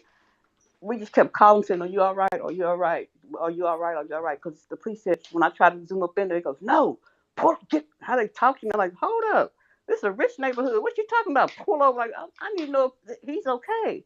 It was horrible, guys. When I say horrible, it was horrible. So I know how them people felt. They had, how they do it? The school buses. They had. See, he doesn't go ride a bus, but they had buses. They had to have school buses take kids by kids to certain locations to make sure they were all right. They would not let us pick our kids up from the. You couldn't pick the kid up from the school. They had to take them somewhere. Was the police officers with y'all on the school bus when they dropped y'all off at another school? No, but they were in front of us, like they were in their own car. See, the police trailed them to where the bus had to take them to for the parents to get them. Was it still like an active crime scene? Did they have the person in custody, or was that person still on the out in public? I think they already had took him. Yeah, they are. Okay. Was it a handgun? They said, was it a handgun? Oh yeah. So Drake, let me ask you this. You're presented with an opportunity here to make a change. Okay. What would you do? How do you stop this from happening going forward? Add metal detectors in the school. Okay. And like make sure like when people enter the school, make sure they like check everybody to make sure they don't have that type of stuff. Because nowadays people have a lot of stuff and they take it to school. Would you feel more comfortable if there were uniformed police officers walking around the school? Yeah, they already do that now. It's like ever since it happened, yeah, they already started doing that. Okay, are they going to keep doing it? Yeah, they are. This is a real So rich when you're in school, there's going to be cops walking there all day, every day. Or is there police officers? Okay, listen. Like you see the police officer, real police. I do, y'all have a real police officer, but do y'all have more than one real police officer with the gun on this, whatever his way? It's not like big guns. Like they have like handguns, all hand, but it's like 6 or 7 of them in the school. 6 or 7 of them in the school now. Okay. So, I know something else that's been thrown around a bit was the fact that they were thinking about teachers having weapons on them in case of something like this happens. So, would you agree with that? No. No. Okay. Now let me put this here. I'm not talking about a teacher, your history teacher, coming into class with a 6-shooter on his hip. I'm talking about they're safe in a room that only the teacher has the combination to. So if there was something that was happening in the school, not that the teacher needs to go running out looking for that person, but that person, the teacher, would then be able to defend the children coming in and could stay in the room with them. So if that person did come in with that gun, the only thing that's going to stop them would be that teacher with that weapon. Would that make you feel even more safe knowing that if something came that way, the teacher is going to help you, or are you still depending on thinking that the policing in schools is enough? I feel like that would be safer because, I mean, now I understand what you're saying. If they had it like locked down in a safe or something like that, that makes it more, yeah. I'm not saying every teacher needs to do it, but I'm saying if you had them strategically placed in different classes, and even the kids wouldn't know if there was, because what you would do is you'd put safes in every room, and then nobody would actually know if that's the room that has a weapon. But I'm talking about something happens, that the alarm goes off. Every kid is now like in a class. They all move to the back of the room, flipped all the desks over, so they're now all hiding behind the desks. That's like your one teacher told you that. And you've got right, and now you've got. Yeah, again, one teacher told him that if the shooter would have came in there, she was gonna. What was she gonna do? She was gonna make sure we were safe because she has like she has like golf clubs in her room. She has like a lot of stuff to keep us safe because she really cares about us. She was like, if it was really that bad and we really needed to go, she has like a little window thing, so we gotta break the window and like go through the window and stuff. That's good. Yeah. And again, I'm not saying that even having a weapon in a classroom is going to make things 10 times better, because until you are actually faced with that situation, okay, and I'm really mean until you're really faced with that, there's a lot of things that psychologically go through, and even if like the teacher noticed that one of the kids that may have been injured or hurt, that psychologically is going to make them think a split second longer or 2 seconds longer, because all these teachers have connections with the kids in the school, and they want to do everything they can to protect them. I don't know. Like, my answer to me is, I'm out of school. And I think what politicians need to start listening to are those who are in school, not just the ones who drop them off at school, because the teachers are the ones that are in control of their kids or with their kids, protecting their kids for a good portion of the day. I can't say whether or not my own personal opinion is would I feel better for that. I think, yes, it may help, but odds are And again, I'm saying that the teacher would, again, go through all the training and again, have psych evaluations every quarter to make sure that they're okay. Combinations on the safe can be changed, whatever. There's lots of things here. But again, like I said, in the big world right now, that's one of the things that people are discussing. And my own thing, and again, is like, I just want to know from because I've asked my kids, those who are going to school, what's going to make you feel safe? And the metal detectors, okay. Like I said to, Diva this morning or before, our kids, when they're in the schools, it's all locked. You have a code that you've got to put in. There's a camera that sees you cannot get in the school unless it's unlocked from inside. There's absolutely no way to get into the school at all. It's completely blocked off. But even though it is next to a church. I didn't interrupt, but also it starts also before school too, like if the parents too, or a parent or whoever's, watching over the kid, or kids, it depends on them too, and their state of mind before school and what they're being taught there as well. And hey, the one I really want to make this you one-on-one with him. That's all. Okay. So, like Drake, coming from your point, man, I'm sorry that even happened. It shouldn't be happening. That's something I said a couple hours ago that tomorrow morning, I just don't want to see these politicians pointing their fingers at each other. They need to start accepting responsibility. And again, just to make sure that, kids are safe, because the last thing that a parent, like I was saying, is the last thing that they want to hear is that, getting a phone call about some tragedy that just happened at a school.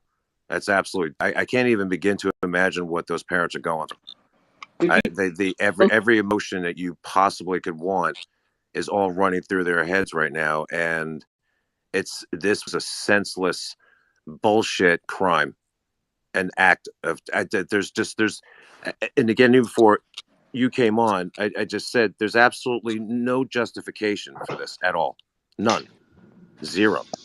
So, I think that you, hold on a second. Thank you. So I think that's maybe, Drake, if that's something that you should talk to a couple of your friends about and see if there's something that you guys can start to come together as students. You guys are the next generation for our country. Apparently, we're not good at doing and running it ourselves. So I'm going to just put this on you. Make a change. When you start talking to your friends tomorrow and say, have a conversation, do you think this would be it? Get a group of people going. What are other things that can seriously make you safe? Reach out. Get everybody in. It makes a difference, because those who are making the rules don't know how to enforce them and don't know how to actually keep them. Because 10 years ago, we went through the same thing. This never should have happened again. And it's terrible that it happened on the first point. Being said, I'll stop my rant here. And it was nice meeting you, Drake. I appreciate it. Diva, thanks for having him on and talking to him. And stay safe. And I wish you nothing but the best in your life, bro. And if he has anything to say, please let him say it. Yeah. Thank you. God bless all y'all. Thank you. Have a good night. Take care of yourself. Okay. Thank you, man. Thank you. Okay. I'll put it back on. I'm gonna step down and listen, guys.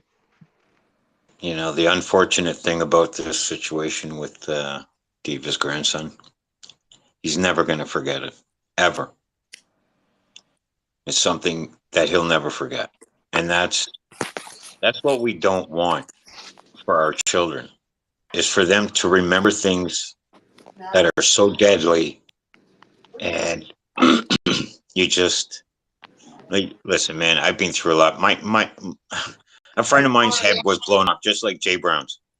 Okay? But he was 2 feet away from me. His whole head. That's something I will never forget. That was over 3 years ago.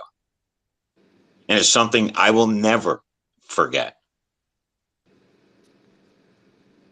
And it's unfortunate, because what happens is all these little, these bad things that happen, it's like it stores into your fucking head. I'm sorry, Diva. It stores into your head, and it builds up, and it builds up. And you wonder why people are angry. Why, because they have a story. Everybody has a story. I have plenty of fucking stories in my life. My husband that I would love to forget. Just a minute, Jen, please. Okay, yep, go ahead. I would love to forget, but I'm never going to forget it. I have nightmares once in a blue moon.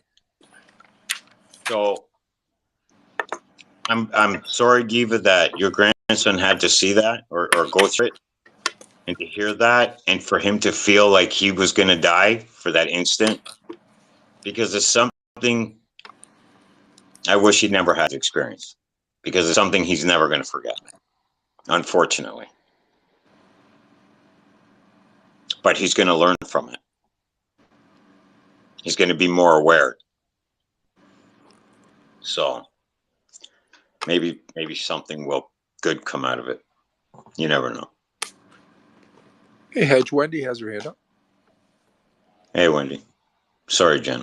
Just had to finish what I was saying. Not say sorry ever. Can you hear me? Yeah. Okay. So Valentine's Day was the 4-year anniversary of the Parkland, Florida shooting. I'm a substitute teacher.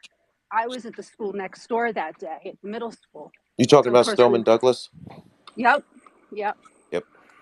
I actually was going to sub at the high school that day, but I picked the middle school because it's just a tiny little bit closer, even though it's just next door. And I'll tell you what, you never forget. And every time this fucking happens again, it brings back all those memories. The 17 people that were murdered at the school. The building is still there. They never took it down.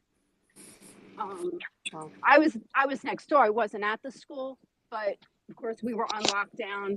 The FBI, they were all in our school because they thought he ran to our school, but he didn't. He went the other way, thank God.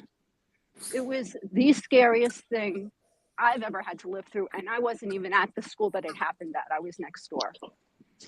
It's such a tragedy, and it brings back all those memories every time.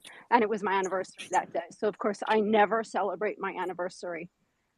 I just like to forget the day, and it's just so sad. I mean, all those freshmen that were there are finally out of the school. They've graduated. My daughter starts there next year, and it's scary. And so I'm a sub. I work every day. I work a couple days a month now. I never went back since COVID. I never went back full time, but we do code reds, we do code blacks, we do with the kids, and I only sub at the elementary school now. And we do all of the drills with the kids every single month. And we have the curtains on the windows and, all the instructions for when you do a code red. We've done codes where we have to go off site. We have to walk to the church that's across the street. And these poor kids, these little kindergarten, first, second grade kids that have to go through these drills every month. And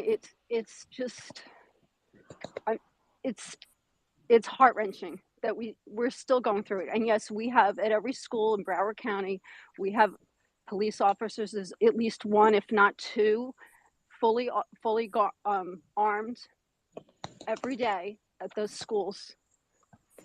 And it's just such a tragedy. And it's been 4 years, and it never goes away. Those memories never leave. Anyway. But do the parents feel any safer dropping their kids off, knowing what their kids have to go through, the training and that kind of stuff? Yeah, I mean, my daughter goes to middle school now. It took a long time for me to feel safer. Will I ever feel safe? My boys are older. They were already graduated from the high school. My daughter was in elementary school when it happened. Will I ever feel safe sending her to school? Probably not. It's just such a hard thing. And it's just such a shame because what these children have to live through you know, between that and then COVID and, you know, just everything. It's just, it sucks. You know, it's very different than when we went to school. I'm 57, so I went to elementary school a very long time ago. And we never thought about things like this. We did a fire drill once every 6 months. Now we're doing code red drills every month, and we have to hide. At the elementary school, we go into the bathrooms for the most part. We take the whole class in the bathroom, if the bathroom's big enough, or half go in the bathroom, half go in a storage closet. You know, shut the lights, and we wait for the signal. You know, we have all the rules we got to follow. And it's just that every month you get that reminder because you got to do the drills. It's sad. Oh. Yeah, and they still haven't taken the building down. They built a new building to replace it, but they won't take it down. I don't think the trials are completely over yet. I thought he pled guilty, but I don't know. I don't know if they're ever going to take that building down. And every time I go there with my daughter for some extracurricular activity, you know, it's right there in front of you, the 9th grade building. So, wow, Wendy. anyway. Wow, I can't even, like, wow. Yeah. I was just going to say Serious. the same thing. I'm so Powerful. sorry. I'm so sorry. I keep the picture on my phone that I took. I was the middle school, and I took a picture out the window with the FBI and everybody lined up because they were like blockaded right in front of the school. And I keep that picture on my phone. I don't know why, but I just never. Wrong with the world, right? You know what that reminds me of when you said, you know, now you got to go in the bathroom and you've got code reds and code blacks. I don't know everybody's average age in here. I'm 55. When I was young, I distinctly remember having a fire drill, a tornado drill. We didn't have to go through all of that. So that is what has happened to this society. Yeah. I'm well, I just remember the fire drills and what you're saying too. Okay. Right. And I'm coming from Canada. Like 90 something. Coming from Canada, we still, the only things we have in schools is fire drills and earthquake drills. That's it. I haven't even heard of, so it's so weird hearing. Isn't it? You know, and we're 30s, so there you go. I did have actually a lockdown situation when I was in high school. This was many years ago. Some kid had mentioned, you know, bringing his dad's gun. It was like it turned out to be an empty threat, but they did shut down the school we were locked in our classrooms for about 2 or 3 hours. And that's really fucking rare in Canada to happen, especially when it did. It was like 2005, 2006, maybe. And we've also... It turned out okay, but even then, I still remember that situation like it was yesterday.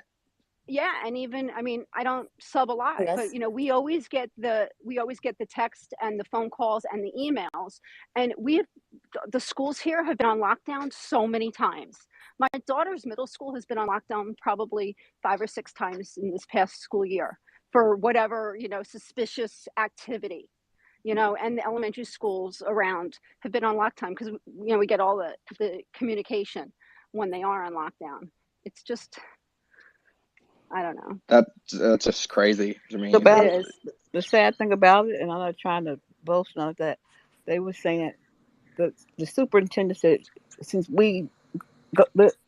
it's the truth. We do live in a nice, rich neighborhood, and they saying that it would look bad. This is what the superintendent says, and I don't care. Like we said, we don't care.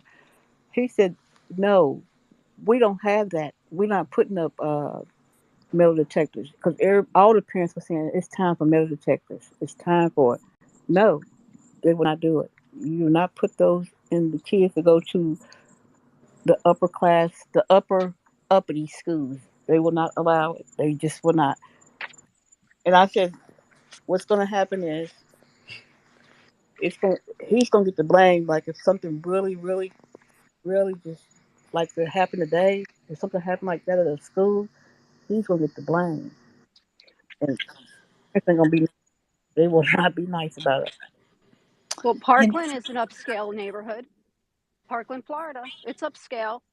Douglas, it's all those kids, you know, all the kids that go there, I don't want to say all, half the kids that go there are, you know, parents are very wealthy.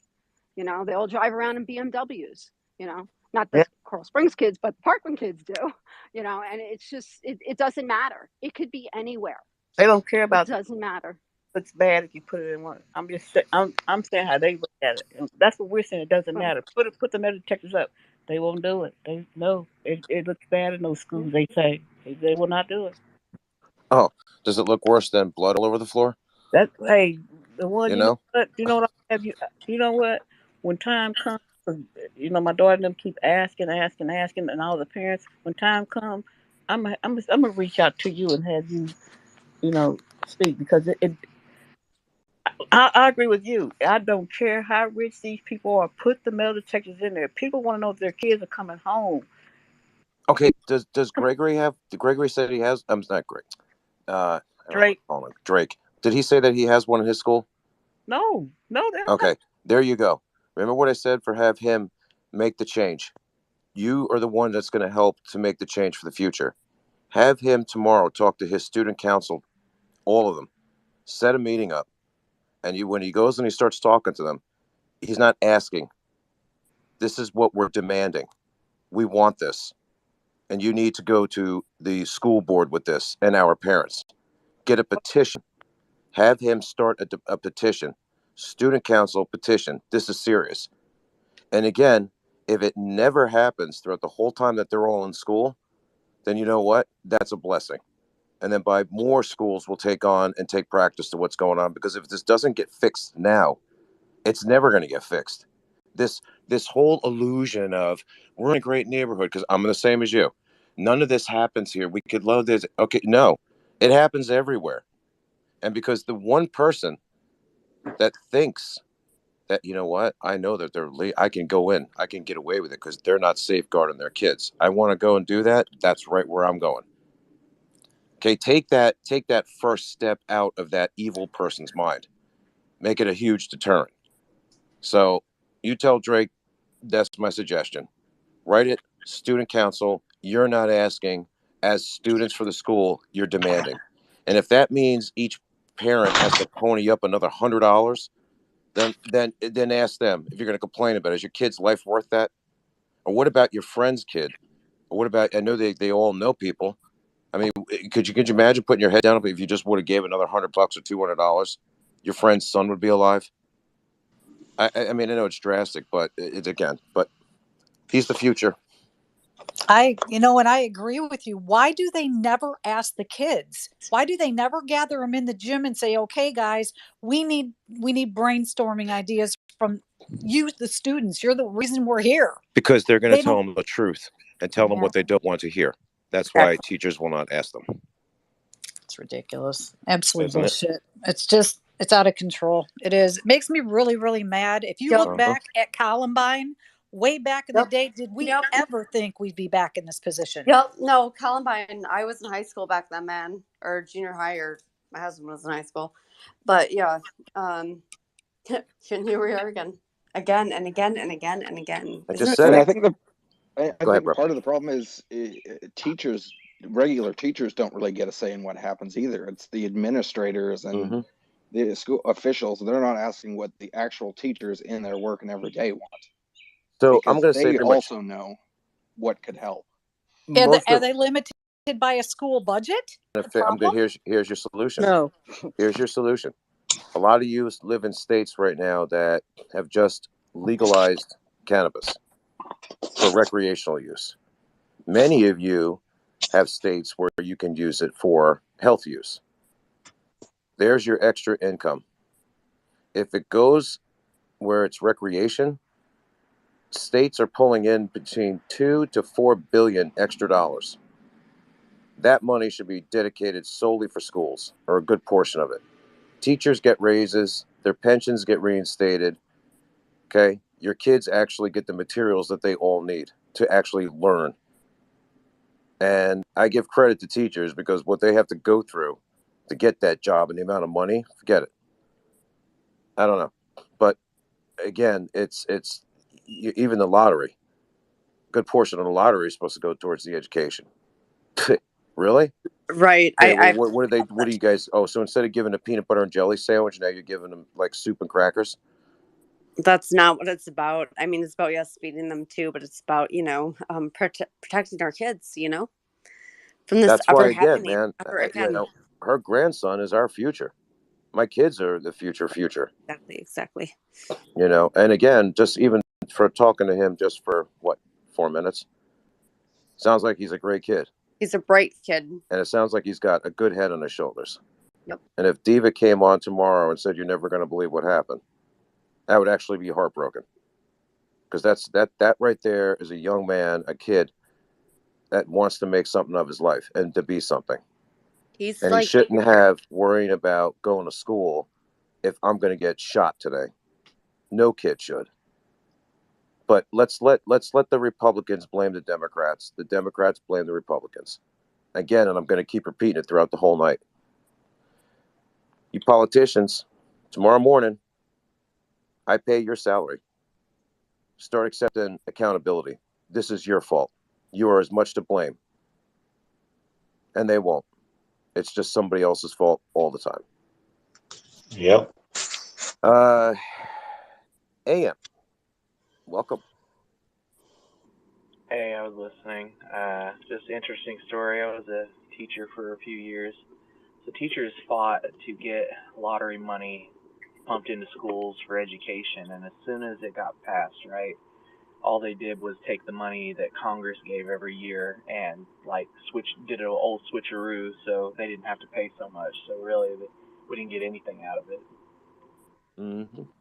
That's exactly what it was supposed to. That was the biggest sell. The Mega Millions, and the other one, the biggest sell for getting all the states involved was how much money was going to go back to education. Powerball. Okay, and states were all supposed to, if whatever state, again, if they've got Powerball, whenever you win it in, all those states get some sort of money because they participated in it. It's not a lot, but it's something.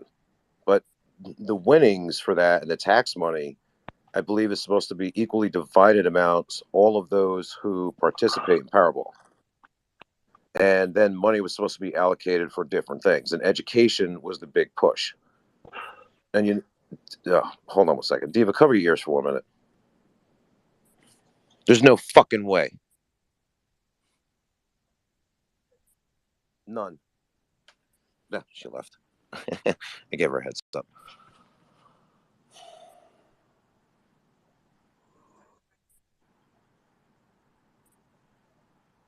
Remember when your parents were able to leave the door unlocked? Yeah, not now, man. That's still pretty common here in Canada, actually. Well, not so much. Not as much as it used to be. Not as No, much as you're when I right. was a kid. You're right. But it's still, I think, more common. But I have noticed a change from when I was a kid. When I was a kid, it was as long as you were home, the door was unlocked. You just kind of. Mm-hmm. No, it's all about life just being happy. And fuck these fuckers that are trying to take it from us in the stock. It all starts there. What they're doing is wrong. Nobody's asking for yachts. I don't fucking want a yacht. I mean, it'd be cool if I got one. I'm not gonna lie, But I mean, it's all about that, man. It's about living comfortably, going on vacation maybe once or twice a year with your family, and that's it. Just living life happily. And these fuckers are trying to take it from us. And look at everything. Look at everything going on right now. We got kids shooting up in schools. What? I mean, this should have been resolved since Columbine. I mean, I was affected by that. I was in junior high, almost high school or something. It's really sad what's going on in the world, guys. And you know what it's all about? It's about who we fucking elect. I'm tired of it. It makes me so upset. We can take back the control. We can take the power. We can elect the right people. It's not about Democrat, Republican. Fuck that, It's about electing the right people, Policies over party. Change. We can try and make this change, you guys. That's all. There's never going to be change. But we can try. Well, you can try, but face reality. There's not going to be change. But we can try. We can try. We can try and make it better. It hasn't gotten worse. Jen, we can't even do space calls the right way. There's still people that refuse to just look at the truth and won't be, go into a room with them or be friends with them just because of a fact of something that is so stupid. And honestly, it's like, dude, this ain't third grade, man. Look at the whole bigger picture here. So fucking sick of it. I'm like, as soon as I found out that you were talking to so and so, that's it. That's it. I didn't want to. Okay, but you know what the funny thing is? So when you go back and you say to them, "Well, all right, so it's okay if Jay Brown follows both of those people, and both of those people follow Jay Brown." Oh, that's okay. When I started figuring that out, I decided, nope, I'm gonna figure things out myself. So, and then when that gets avoided, it's like, okay, so right there, your mentality is like that of a rock. It's just, I mean, even so, you say the same. Jay Brown and I say the same thing on one end of the spectrum. We just bounce it back and forth to each other. I will not be in an echo chamber, and I don't know if I should say anything else, but like, I should be quiet, but very good. I will do what I want to do, and I will follow who I want to follow. And if I'm going to like someone, I'm going to like someone. And if nobody likes that, that's fine. That's fine. I follow who I want to follow. Of course. Shouldn't be penalized for it. I'm about everyone here and what's best, I think. So that's why it's always like, correct me if ever I'm wrong. When when Jay Brown was talking to the short or whatever, everyone's like, oh my god, oh my god, oh my god. But he's just not into it because he just doesn't deal with that. That's completely that's the difference between me and him. I kind of dip my toe in that pool every once in a while. That's okay. But it's for a good cause. It's good for a good reason, right? Look, I'll give credit when it's due. Hey, that's when I first met you. I was dealing with that bullshit. Well, you're the thing is, Wendy, you're a glutton for punishment. Hello. Hello. Okay. I mean, this was pretty funny. Since this was public, I could go ahead and say it. So we're all just talking. And she comes in, puts the hand up. You're never going to believe this. Just blocked me. So we started laughing because, it just started. That was like, it was like poison ivy. And we were laughing about it. So I remember then the next day she came in. Oh my God, you're never going to believe it. What? He unblocked me. Okay. It took days. So No, it was days. No. It was. I remember that. It was like a day later. Then, right after that, about 3 days later, you came into the room. Fuck, you're never going to fucking believe this. Fuck. What happened? Oh, let me guess. Yeah. Got blocked again. I don't even know what I did this time. I didn't know what I did last time. And so we started laughing because we told you that was going to happen. So, and I guess now you are back to being unblocked again, correct? Yeah, but I don't care anymore. Well, that's kind of the whole point. But I mean, but still, nobody should be like, good people in the community should not be blocked. And it took ApeRadio. No, but Jen, my whole point is somebody's perception of something that is so insignificant prevents them from associating with the rest of the community because they are so shallow. They would rather just sit there out of spite over something that makes no sense rather than being in here right now and having fun and laughing with us. I'd rather. That's the whole point. And when I go back at people and I just say that, well, what? It's the same thing. You're a hypocrite. You're not for this community. I mean, what do you do as positivity? And you purposely do things just to mess. Get over it. Get over yourself. Get over yourself. Not you you're the one, but whoever you're get over yourself. You're the ruler of the community. Excuse me. No, you're not. I'm sorry. All right, let's switch this up. Exactly. Hedgie, it's after 10 o'clock, so we can now. Oh, hello, Governor. Since we are now past the 10 p.m. hour on ApeRadio, Now we can swear. Why don't we go over to? All right, Jen, you got to mute your mic for a second. Okay. Why don't you go over to the desk? All right. Hmm. You know, sound effect, pulling a chair out.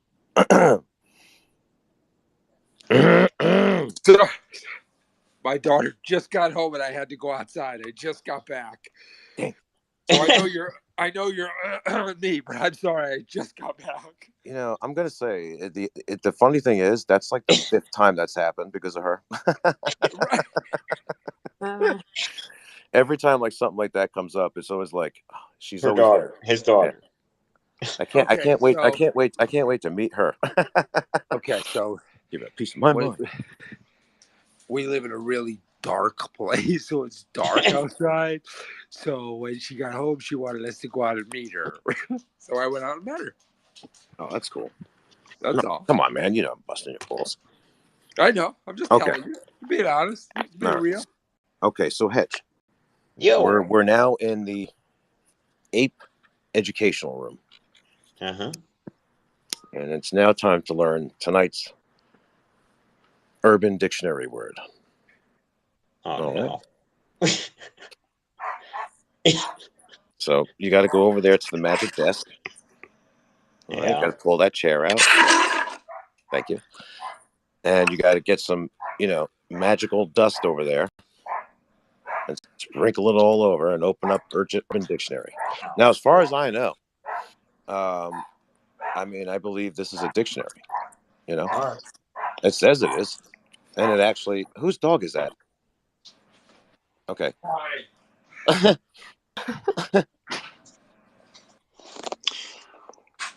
You know what? It's your daughter and the dogs, dude. I'm getting double teamed right there, back and forth like tennis. Oh. Ding, ding, ding, ding, ding, ding, ding, ding, ping pong. God.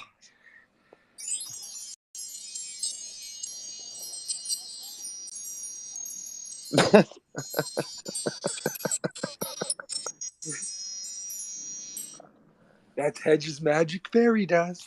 All right. Some people fall asleep at night. Kidding. Okay. I got one for you. Okay. Okay. All right. So if we're gonna play this game, we're gonna play it the right way. Okay. So here's the deal. All right. If you want in on this, there's no backing out. Once you're in, you're in. Okay, let's do it. Okay. So whoever we'll start it off with Hedge. So if Hedge sends me something, okay, then I send it to the next person. And whatever it is, and it's got to be within limits. Within some limits. You got to read it. Oh, shit. Let's do it. Let's fucking go. Now, just remember, because it goes back around. So if you try and, fuck someone, just remember that shit's coming right back around. So before we play Urban Dictionary, I just want to know by a show of hands, who is in? You don't have to play if you don't want to. I don't know. Viper will do sound effects. I don't know if I want to play. I like putting myself out there, so it's all good. You gonna do it? I'll play. I'm down. All right. I'll even do voices and accents for you guys if you want. Oh, cool. Well, let's start. Can you do British? Oh, yeah. What kind of British do you have? Oh, hello. I can do, a fair low-class British accent, a little rougher, something like that. From anything to, more boarding school, posh British. Can you do Jason Statham? Okay, I got yours. He's got fucking Cockney. Yeah. He's something like this. Yeah. He's rough, tumble Cockney boy. You know what I mean? Okay, I'm gonna step down.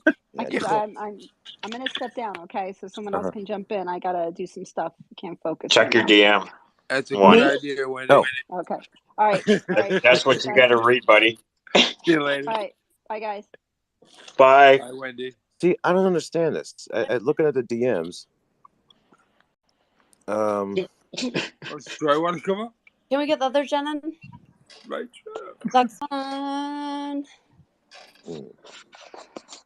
Go ahead. Okay. All right. What's the word? The Dutch oven. While you're, oh my Fuck.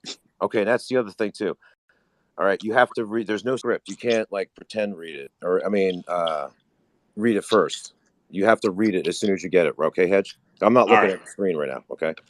I just looked at that first word and that was it. Well, good luck. The Dutch oven. While you were getting a BJ from a girl, throw a blanket over her body, including her head, and fart. This causes her to be hotboxed and in the stench of your fart. I finally had the chance to pull that Dutch oven on my girlfriend last night. Then she dumped me. Oops. Is it bad that I didn't have to look that one up and I actually have done that before?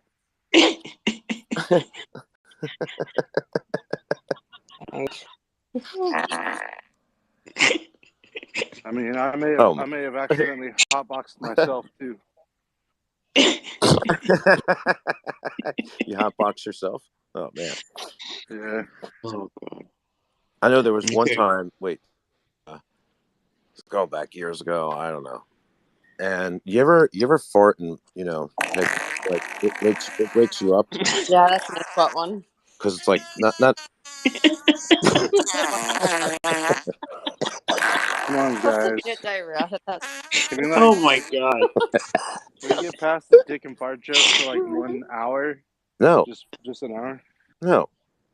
You're going to go to timeout. You keep that accent up there, boy. All right. Oh, go ahead. Go ahead. That's why I call you number 2, because there's a bunch of shit in this room right now. There we go. You want to do the whole row real quick before we go on with Urban Dictionary? You go ahead. You got the mic. Go ahead. No, you're good. I got you. I'll just sit back here and listen to you. Cut everybody down. Go ahead. You got 2 minutes. I don't feel like doing that on my daughter's birthday today. Oh, today's her birthday? Good man. Yeah. Happy birthday. Well, is she by you? Put her on speaker. I'll sing happy birthday. Nah, I'm doing my walk right now. And, okay. And then we already had all the stuff. It's like 9 o'clock, 9:30. Okay. She's in bed. Okay. Well, tell her we said happy birthday. Oh well, you missed the funny space with my daughter Brinley though. Oh yeah. Oh, and not an ApeRadio was earlier. With Pete. Or was it Straight Jacket? Oh, that one too. Yeah. Yeah. Was she losing her shit, making funny jokes? So apparently, the one with Pete's room, he was supposed to be all quiet and stuff because it was after the market, so it's supposed to be like one of those protest rooms. And so they were whispering. So then technically they weren't talking. She's like, "What are we doing here?" And then she's like, I told her to say some of the stuff. So she's like, "My daddy's a cheap ass. He won't give me any Roblox or Roblox, or Robux." Yeah. Yep. So, yeah. Was that was today? Yeah. It was oh, it was early today. Okay, that's cool. Yeah. Why are you whispering? That's pretty funny. All right, I gotta think when to send back to you. Look up Cosby sweater. Cosby sweater. Do it for me. I did that one. Okay. How funny is that? That's funny. All right, talk amongst yourselves for a minute. Give me a second. Don't look up anything Portuguese. Please don't look up anything Portuguese. Uh-huh. It's I tend to be like, stuff's hella funny or stuff's like kind of gross. That kind of like I almost that's how bad it is. I'm on a walk right now and I don't really want to throw up. I mean, like kind of dark right here on the street. So no throwing up. So I'm fat, so I'm gonna start jogging right now because I don't want to hear that shit while I'm running.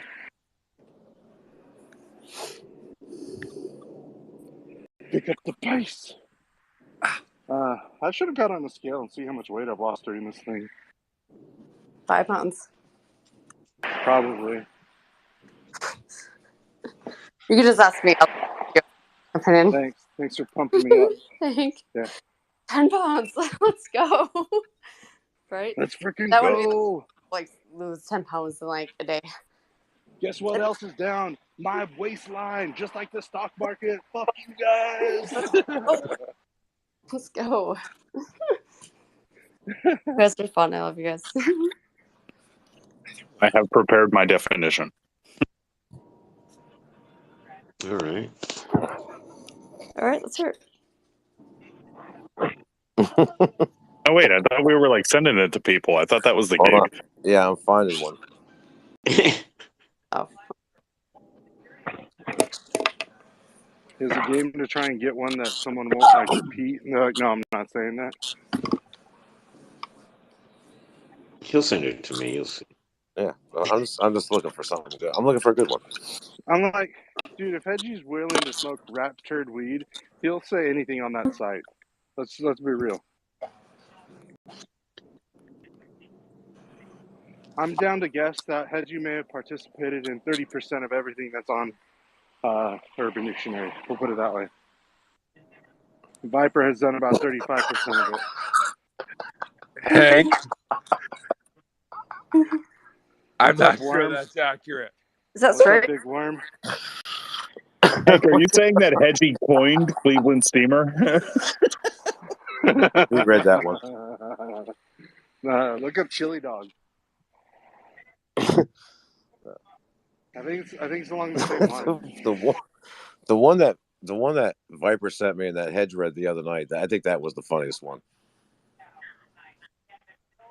Because should I read it? Fuck it, I'm reading it. Yeah, the one I said no way. Yeah, you didn't let me do it, but you let him do it. I didn't let him do it. You made him do it. No. Don't twist it. I know, eh? I'm not admitting anything. I said Always, no. always trying to throw people under the bus. Us. Man, I just found another tick on me. Jesus. That's not good. My second one today. I had ants all over me. Like Lyme disease or whatever.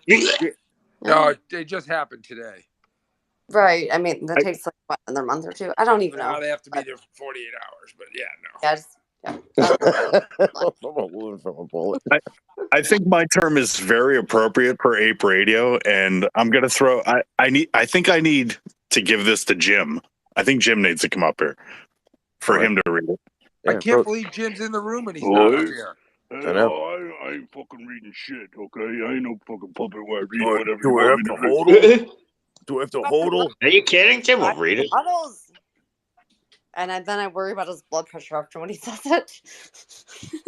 Because he's like 5 times in a row. I'm like, no, stop. You did. Good job. Yeah. For whoever found the tick on them. Yeah, I did. You live around any pine trees? No, I was doing patios today.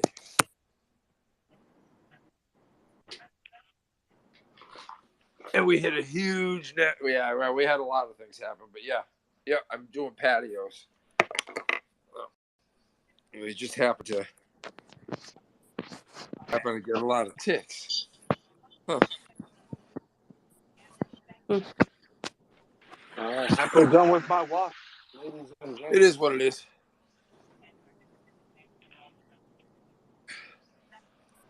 What are you doing, Juan? I'm looking for one. You gonna go through the whole dictionary?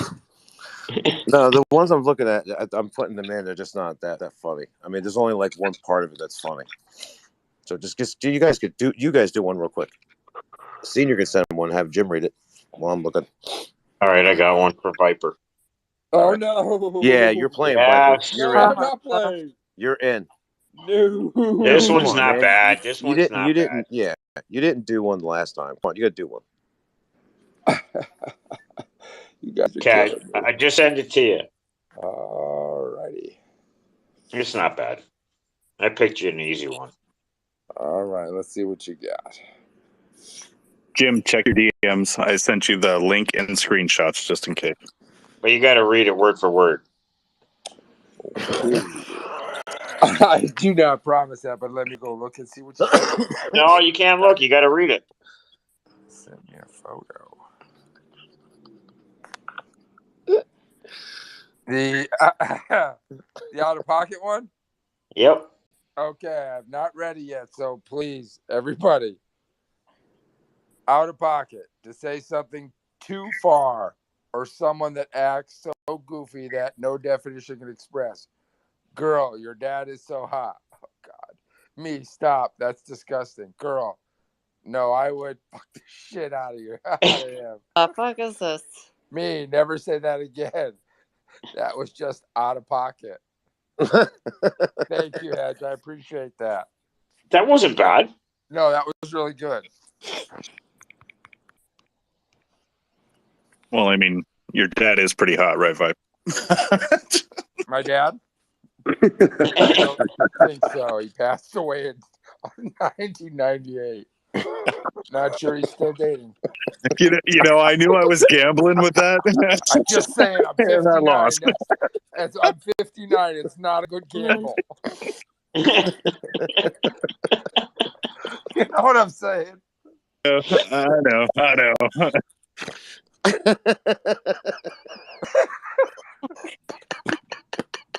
He found one.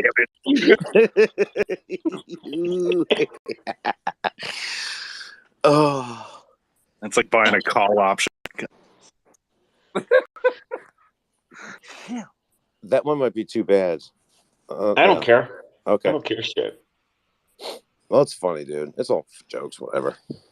It's in the Urban Dictionary. It must be. It's true. That's what I'm thinking. Yeah, It is. that's right. There you go, the one.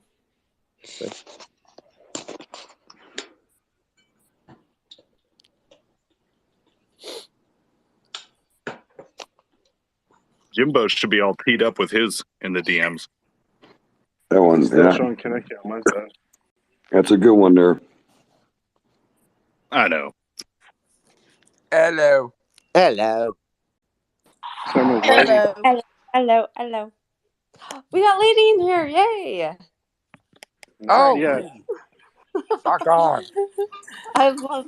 Sorry, I was gonna. So my phone died earlier, and then I came back in, and I was gonna say that I was gonna come back on in a little bit, but I didn't want to interrupt Diva, so I was like, I'll just pop back in.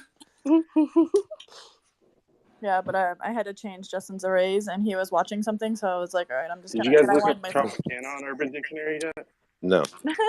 Tropicana is someone who is a pussy. You can apply to the people from Southern California. Wait, that's or real? Florida who can't handle a cold and are altogether pussies.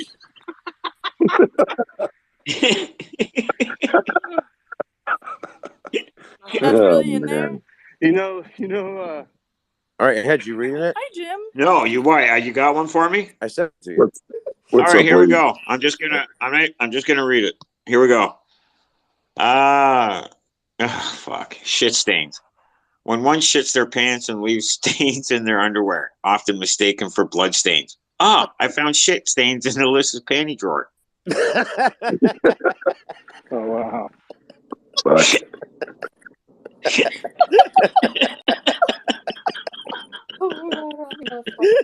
You fucking watch. Nobody down there is laughing, so. Yeah, well. Can't please them all. All right. I've got one. Who do I send it to? Who wants to read the next one? Not me. I'm not reading anymore. I sent one to Lady. I need one. She'll read it. I got one. Yeah, that one wasn't that bad. She'll read it. No, that one was bad. So we're reading what? Just everything? Oh, I got something to read too. That's right. Fuck. But you go first. Like. We're choosing Urban Dictionary words for people and DMing them. Yeah. Okay. This is okay. So Vart. Wait, is my mic on? Yep. Okay. When excess amounts of compressed air trapped in an oftentimes cavernous vagina is released. Oh. Term often used by teenagers in the 60s, very much like queef is used today. A combination of the words vagina and fart. This is so exciting. I sneezed so hard that I accidentally farted in the same time. My vagina was pounded so hard that when I wish I had the ability to Dutch oven everyone I here. let out an enormous fart. Oh my god. I will forever. Well, I mean, I don't really need to use that word, but if I ever need to use that word, I'm using it. All right, Queefer, I sent you one. Ladies and gentlemen, queef. Vert, Read it. sir. It's Vert. Read it, you worm. Oh. He goes, read it, you worm.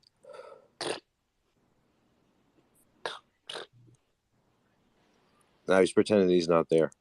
Yeah, I know it. Who is it? It was, if I just don't touch the mic for another 4 minutes, he'll go to sleep. He'll turn the thing off. I'll get out. He's I should have. pretending that he doesn't know how to read. Yeah.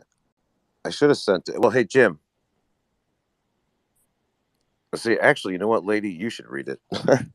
Yeah, I fucked you out and fell asleep through all Can you of hear them? I can't hear the, them. the happenings. Yeah, I think you should send that one to Lady. Senior sent me another one. Okay, so I'm gonna lay off the one that you. I'm gonna lay off the one that you sent me. I could read that if you guys want. I'll read Seniors. Lady, read that one I sent you. Jim, you don't want to read Peg?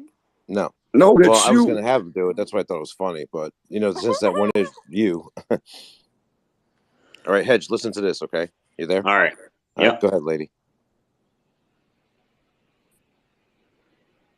Dan Savage. That refers to an act. Wait, oh, shit. You got shorted. Yeah, hold on. I might.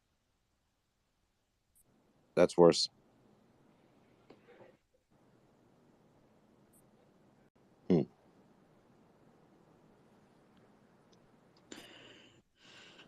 Maybe Jim should read it.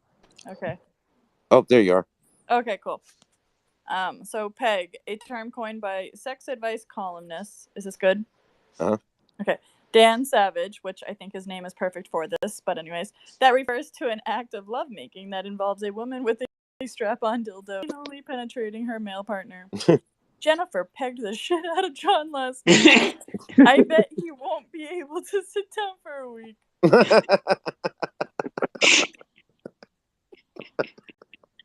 The one picked that for you, right? Yeah. Well, I actually sent it to Viper. Yeah. But I found it halfway when she was reading that one. All right, Jim, what's the one that Senior sent you?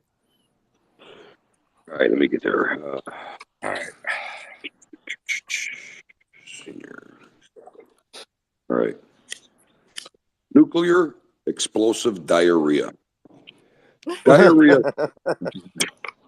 Diarrhea is so powerful that it instantly destroys your toilet and tears a small hole in the space-time continuum. It is like diarrhea, except its flow is near unstoppable by any mortal being.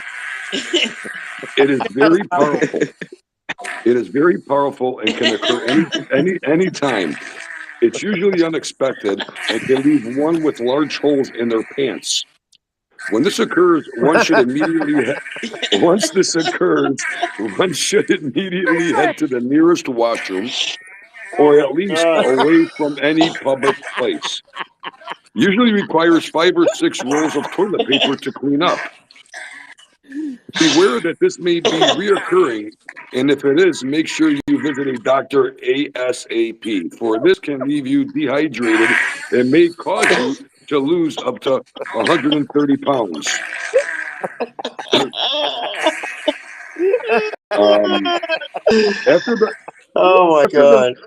After that night of eating 400 pounds of jalapeno peppers, I had an extreme case of nuclear explosive diarrhea. At first, I thought it was regular explosive diarrhea, but then I noticed a large portal around me, and I noticed deadly aroma that ended up killing 600,000 unsuspected people. That's all. Senior.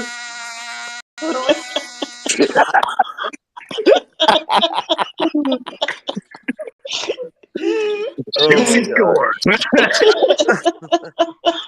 I don't. That's funny. Oh, do that with the one again, the last one. The little squeaker.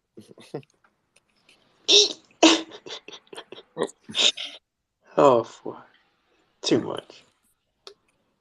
Oh, you're not gonna get that one back. Oh, no.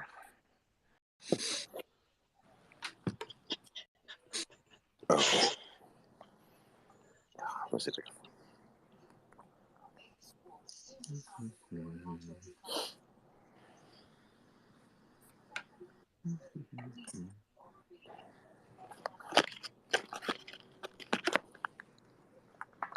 Wait, were you waiting for me for something? Yep. What? I'm sorry. I don't know. Oh, Everybody asked you. what was it?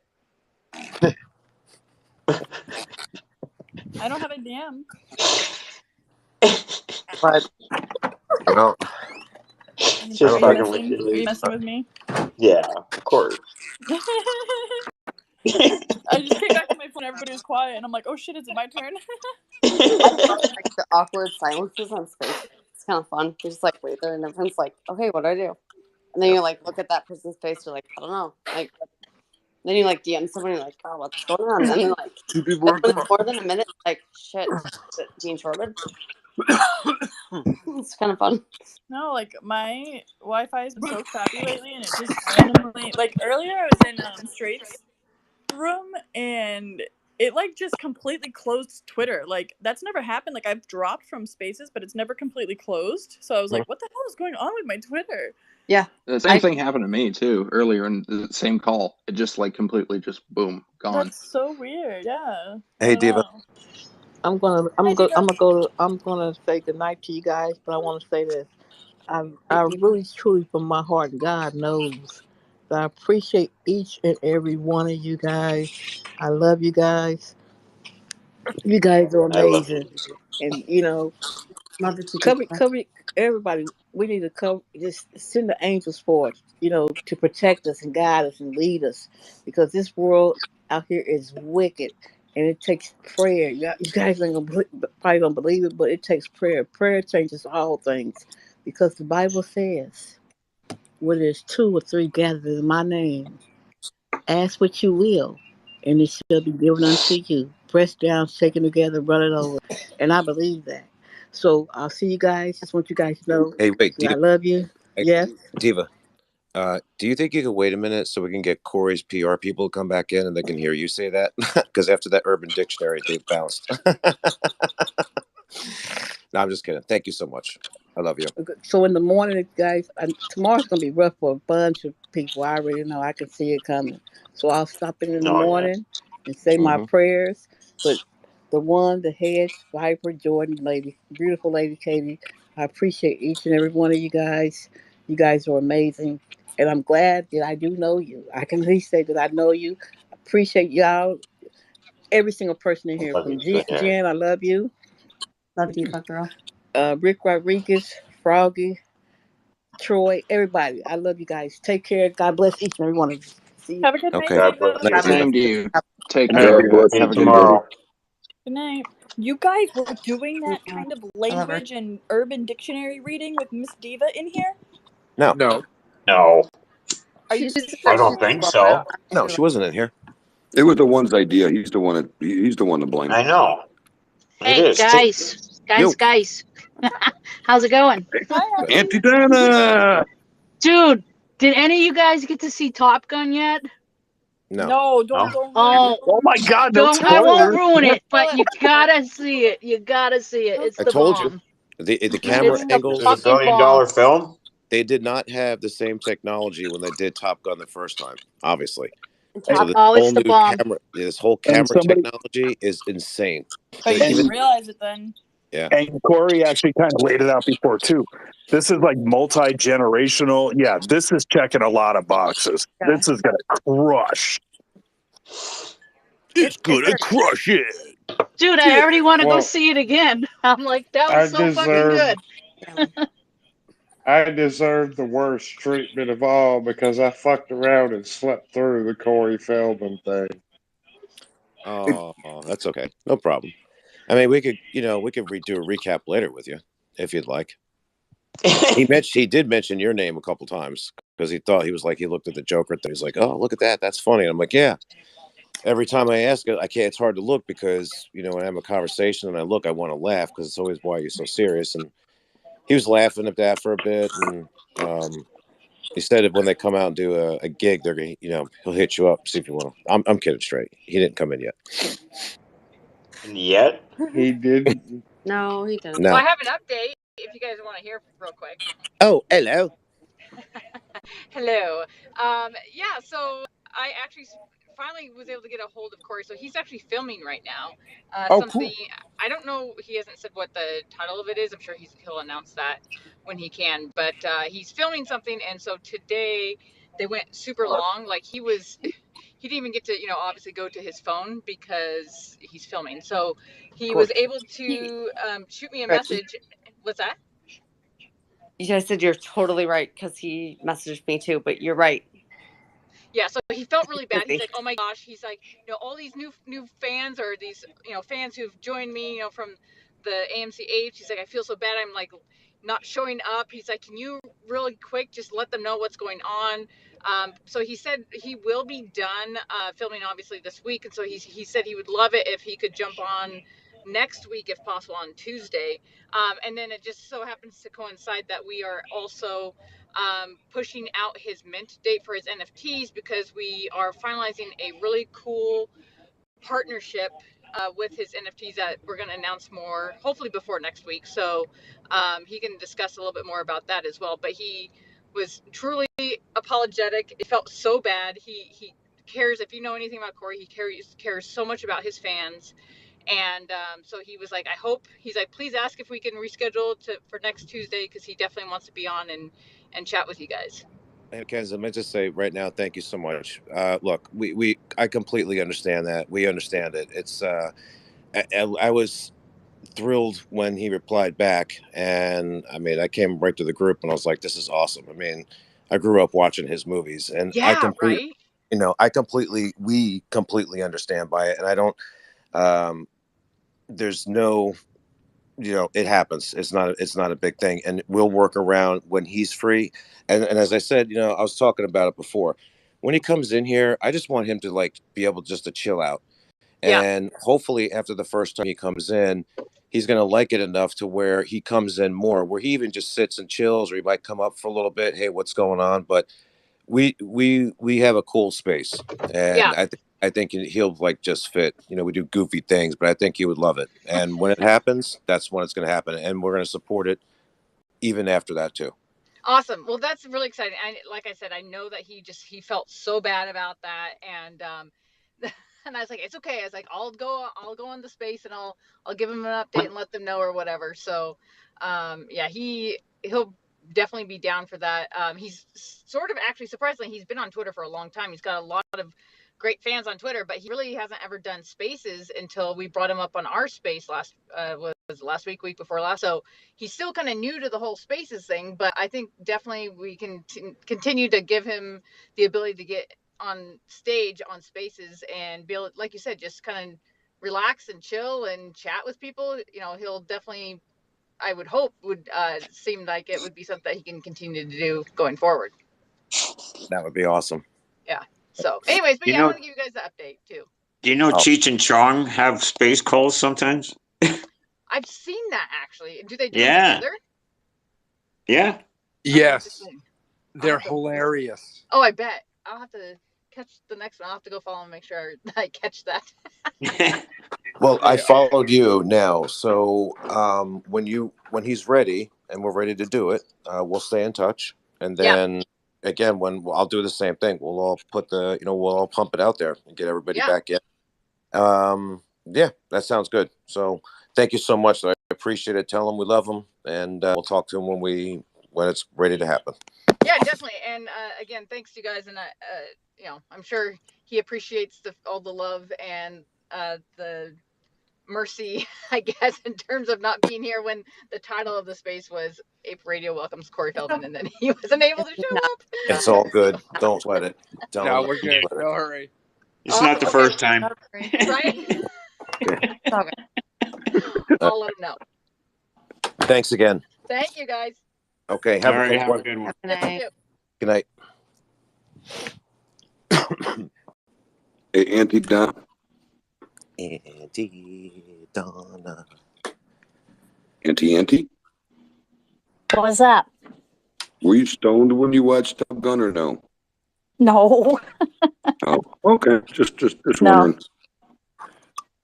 Not me. Well, hey, listen. I'm drinking a White Claw. That's positive. I mean, right there. You know what? he wants to come in still. That's awesome. That's all I care about. I think that's cool. So if obviously he wouldn't want to come back again. So it's all good. Yeah, that's what I'm saying. I want and him to very be apologetic too, so that's cool too. Yeah, that's fine. That's good. I just Why do I feel like the only person not getting a DM from Corey? But like I said, it's hopefully he comes in more after that, even if it's just to chill out. That's what I want. I want him to like have like a different side of Corey that people haven't seen. You know, like okay, man, but he's busy too. Right? I understand. Absolutely, and I'm happy that he's working. That's good. Damn right. Like it'd be cool to like get him in here, you know, and we could just all chill out, not worry about asking him questions and weird things, you know. Well, because the other thing too, No, like he's normal. Entertainment purposes for MOAS, entertainment purposes only. We ask him to come and play at every one of those shows. That would be cool. I'm sure he would. We could pay him. We could pay him. With what? Wouldn't want him to do it for free. The Tropicana checks that we haven't gotten yet?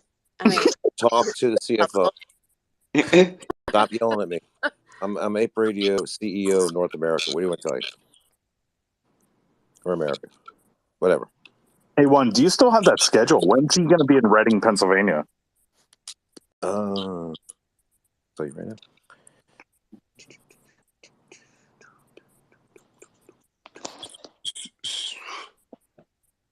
It's ridiculous. Let's see. Biden said, as a nation, we have to ask, when are we going to stand up to gun lobby? Yeah. I didn't know the gun lobbyists ran the country. Yeah. 3 September. I got it one. Okay, ready. Okay, yep. Let's just look at. Okay, cool. Maybe I'll plan some leave. That's really close to home. Yeah, because right after he hits Colorado, September 10th, and then the 13th, he's back in California, San Juan, Sacramento, and then 3 shows, the Canyon. That's Montclair, Algora Hills, and Santa Clara. That's funny. He's going to be in Sacramento, and I'm going to fly home to Pennsylvania to see him. Wow. I'll do a twofer. You know, gold had 5 straight days of gains. Did somebody mention gold? Right there, we got a gold mine. Sure that.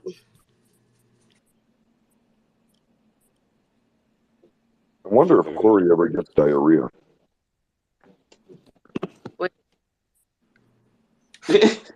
What? What did you just say? What the hell is wrong with you?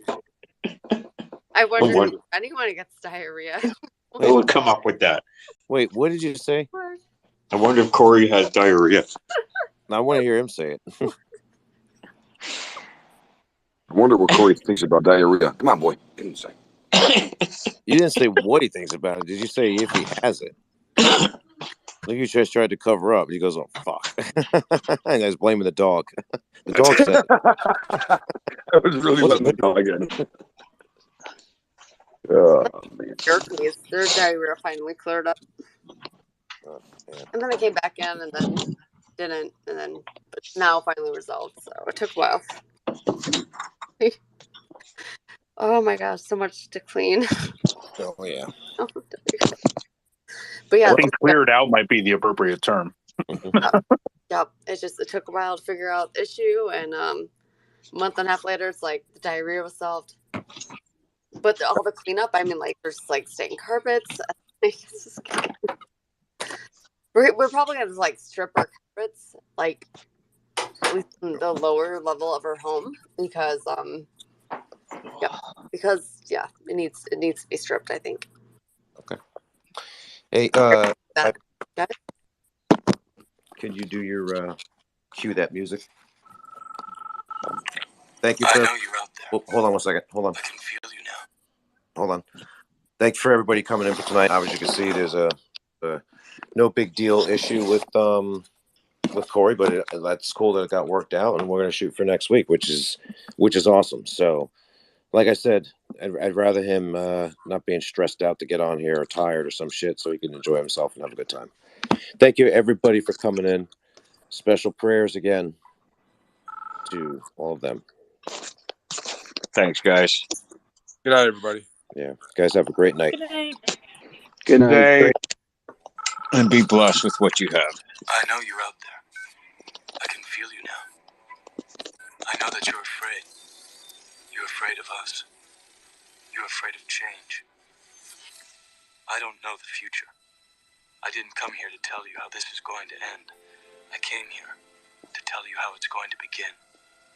I'm going to hang up this phone, and then I'm going to show these people what you don't want them to see. I'm going to show them a world without you.